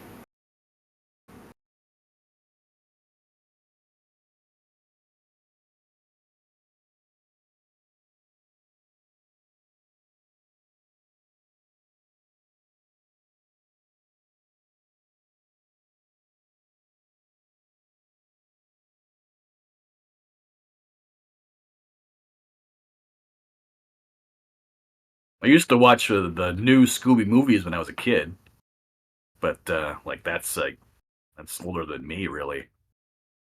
When they had Batman and Robin and other guest stars like ma.ce and Jonathan Winters, and all the stars are here. All the stars of our parents' time, or maybe your grandparents' time.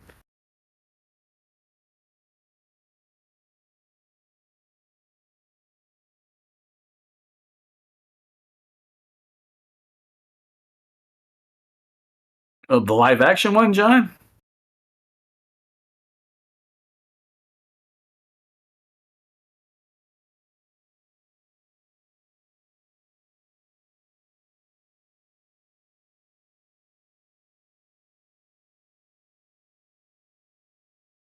Ultra Instinct Shaggy. Most powerful being of our age.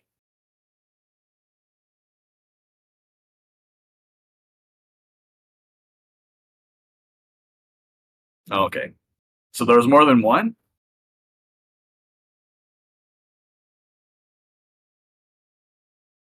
Ook ook. Ook in the chat.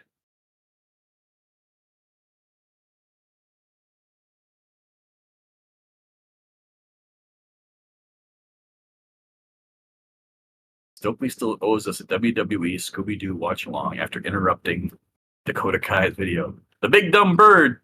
Does anyone know why they call her the Big Dumb Bird? I really don't know that.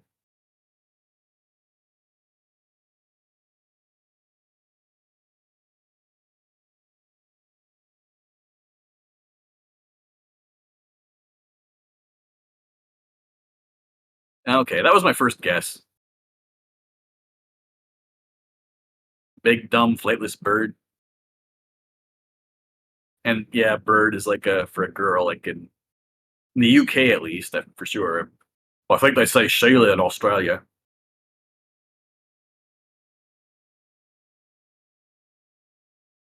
First time I popped up with that slapjack mask on the old streams, once I got the sound working anyway, I talked like Shay. Sorry, I'm just really drunk, you know. Man, he said classic slapjack.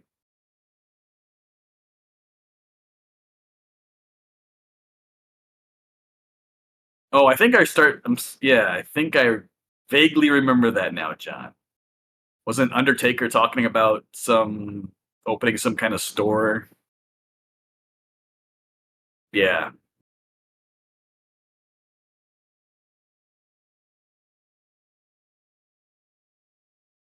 Your name's written in white, so I can't read your name, but I'm Reggie, and this is what happens when Brennan leaves the stream running.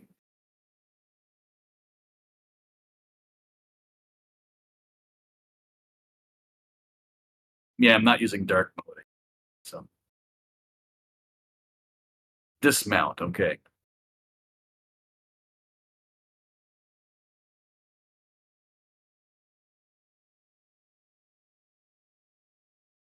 Thank you, Dylan. Thank you. Yeah, the MxM were the curtain jerkers. Like I'm the main event. Oh, they'd probably get mad if they heard me say that.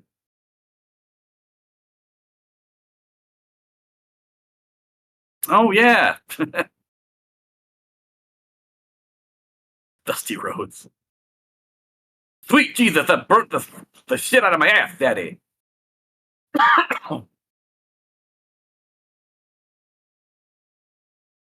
Oh, was it really? Dang.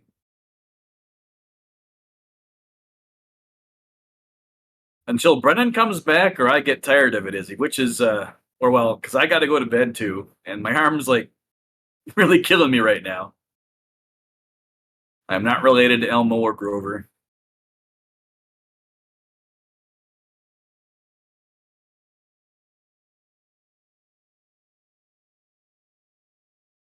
Every new thing I learn about Matt Bourne, it seems like he's kind of a scummy guy.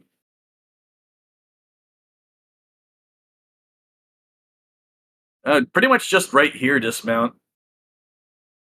I'm was a former guest star on the streams, and I just kind of came back. When I saw it was just not running, I was like, "You're just gonna leave it like this?" And there was still like 150 viewers or so, so I was like, "What the hell? I'll just pop in."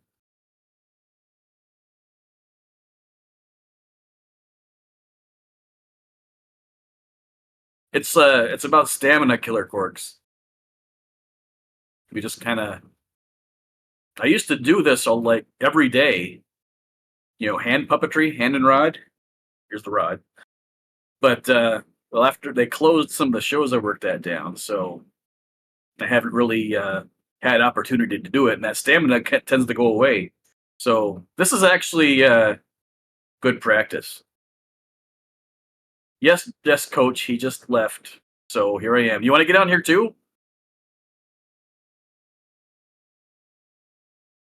That is sometimes how it be, Dylan. Cool, John.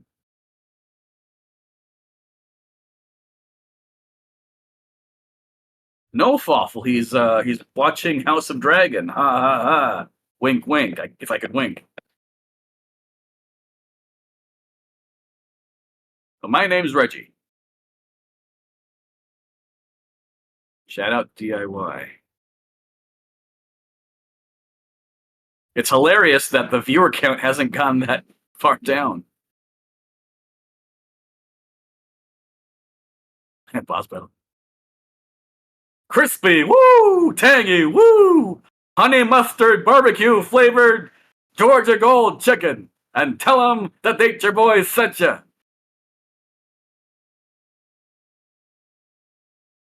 Yeah, fair, coach. Me too. Soon. Pretty soon. Oh, Baja. Brennan left the stream running. So I've been here for like almost an hour now.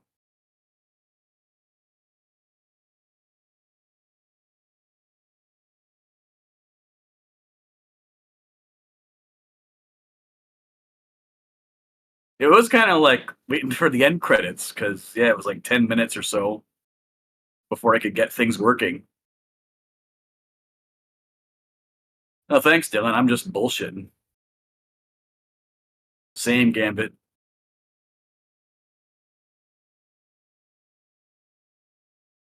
I didn't even know if it would work, coach. I just like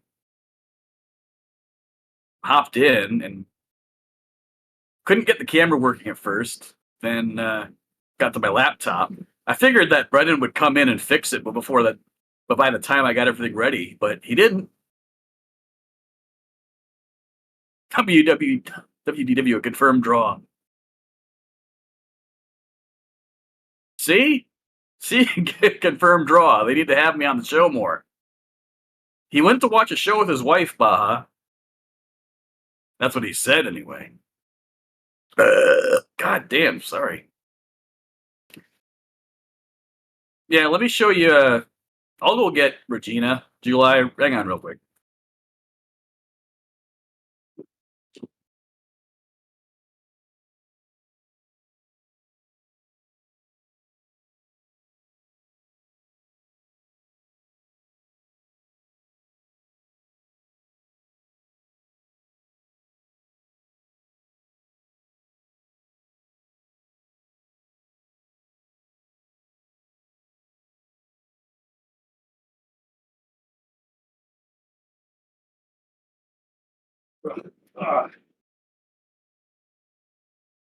So this is Regina. She kind of turned out looking like Bulma Commissioned her from a former coworker of mine. Did a really great job. The idea behind this character was to have her be sort of like a streamer girl that would be kind of a parody of like the ones at the time that were like abusing their cats or had liquor problems and stuff like that, but also playing video games. But there's a guy that has a puppet and plays video games, but I don't really know what his secret is. You can't really do that with one hand occupied unless it's a very simple game like maybe Tetris. But anyway, it's just one of those things where I didn't really have the I had a lot of ideas, but not a lot of good execution. And maybe if I found another performer to do that with, it might work out. But I just kind of have her in the, just in case. I thought about that, Killer Quarks, where someone plays and then I would end up just having to act like I was playing it. But there's just still a disconnect. Like there'd be like a delay between something happening on the game and like me reacting. I don't know. Thanks for that poll, whoever put that up.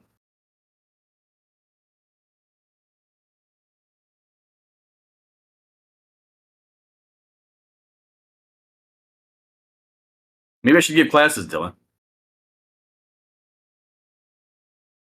I thought about that too, Killer Quarks. It's all very time consuming, really, and I already work 40 hours a week, and maybe that's just me making excuses. I could probably find the time if I tried, like lots of other things, but I don't know.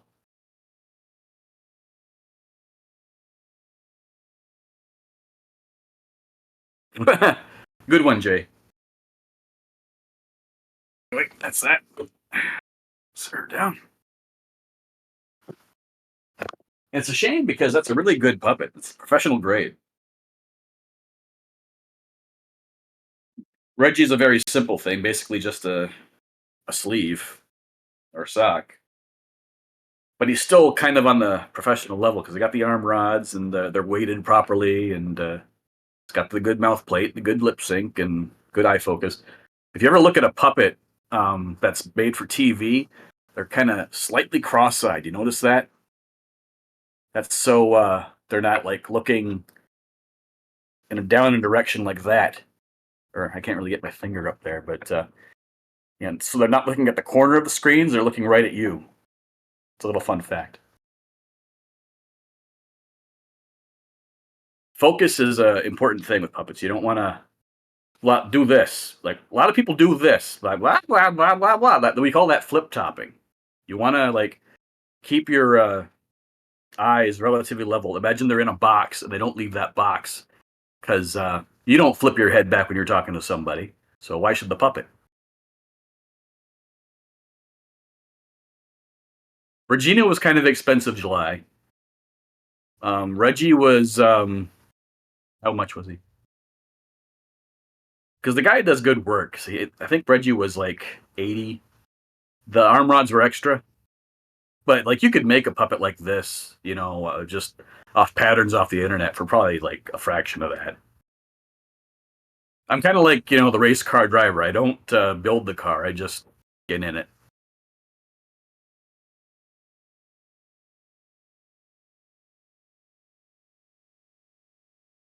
And ventriloquism is kind of a different animal. A lot of people think that they're, every puppeteer is a ventriloquist, but that's not the case. I haven't really heard Will Ospreay talk that much. So it's like, brov.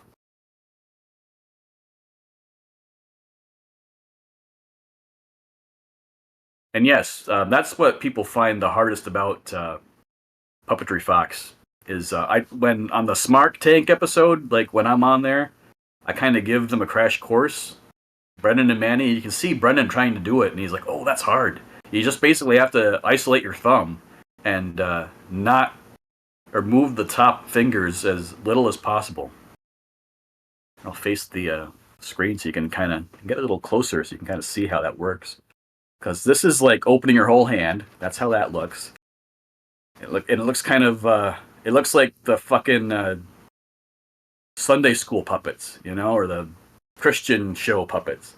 But this whole isolating a thumb thing, that's what you see on the Muppets. That's what you see on Sesame Street. I'd say Gremlins for sure. Wow, 79%. Reggie's going over. Yeah, exactly, Fox. And I've been doing this for like an hour now, and if I hadn't actually taken a break to go get Regina, I'd probably like be cramping up right now. So I don't know if you've ever seen these, July, but there's like a thing called a ferroweb. It looks like a disc with a bunch of holes cut in it, and you stick your fingers through the holes. It's made out of rubber, and you just kind of practice stretching open your hands against the resistance of the rubber, and that's a good stretch. He is. What is he saying, Coach?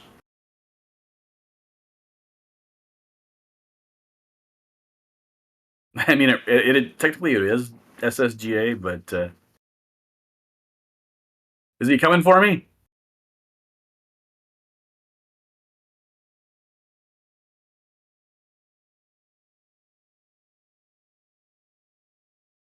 Man, there you have it, Killer Corks. So even that like little minute of rest makes a ton of difference because now my lip sync is less muddy.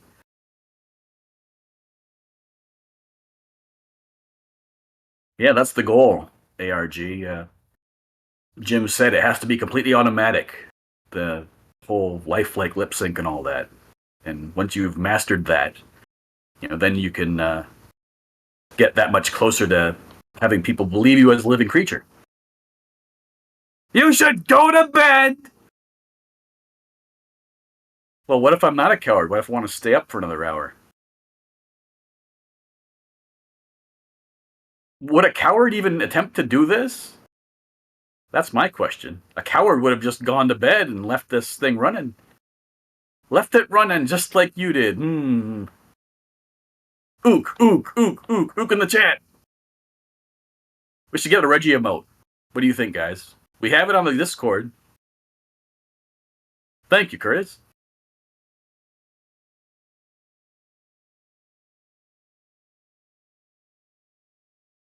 Manny was the coward. Manny would dip out from the call-ins a lot. He never got to see my Iron Sheik. I do have some hats, Fox. I have a Macho Man hat. I'd have to find the beard and the sunglasses.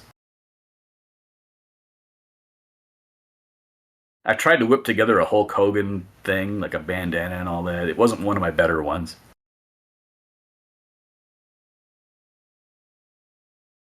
Uh-oh. We're about to raid someone else, so looks like the show's over, folks. This has been Reggie, and don't fake the funk on a nasty dunk. Bye-bye, everybody.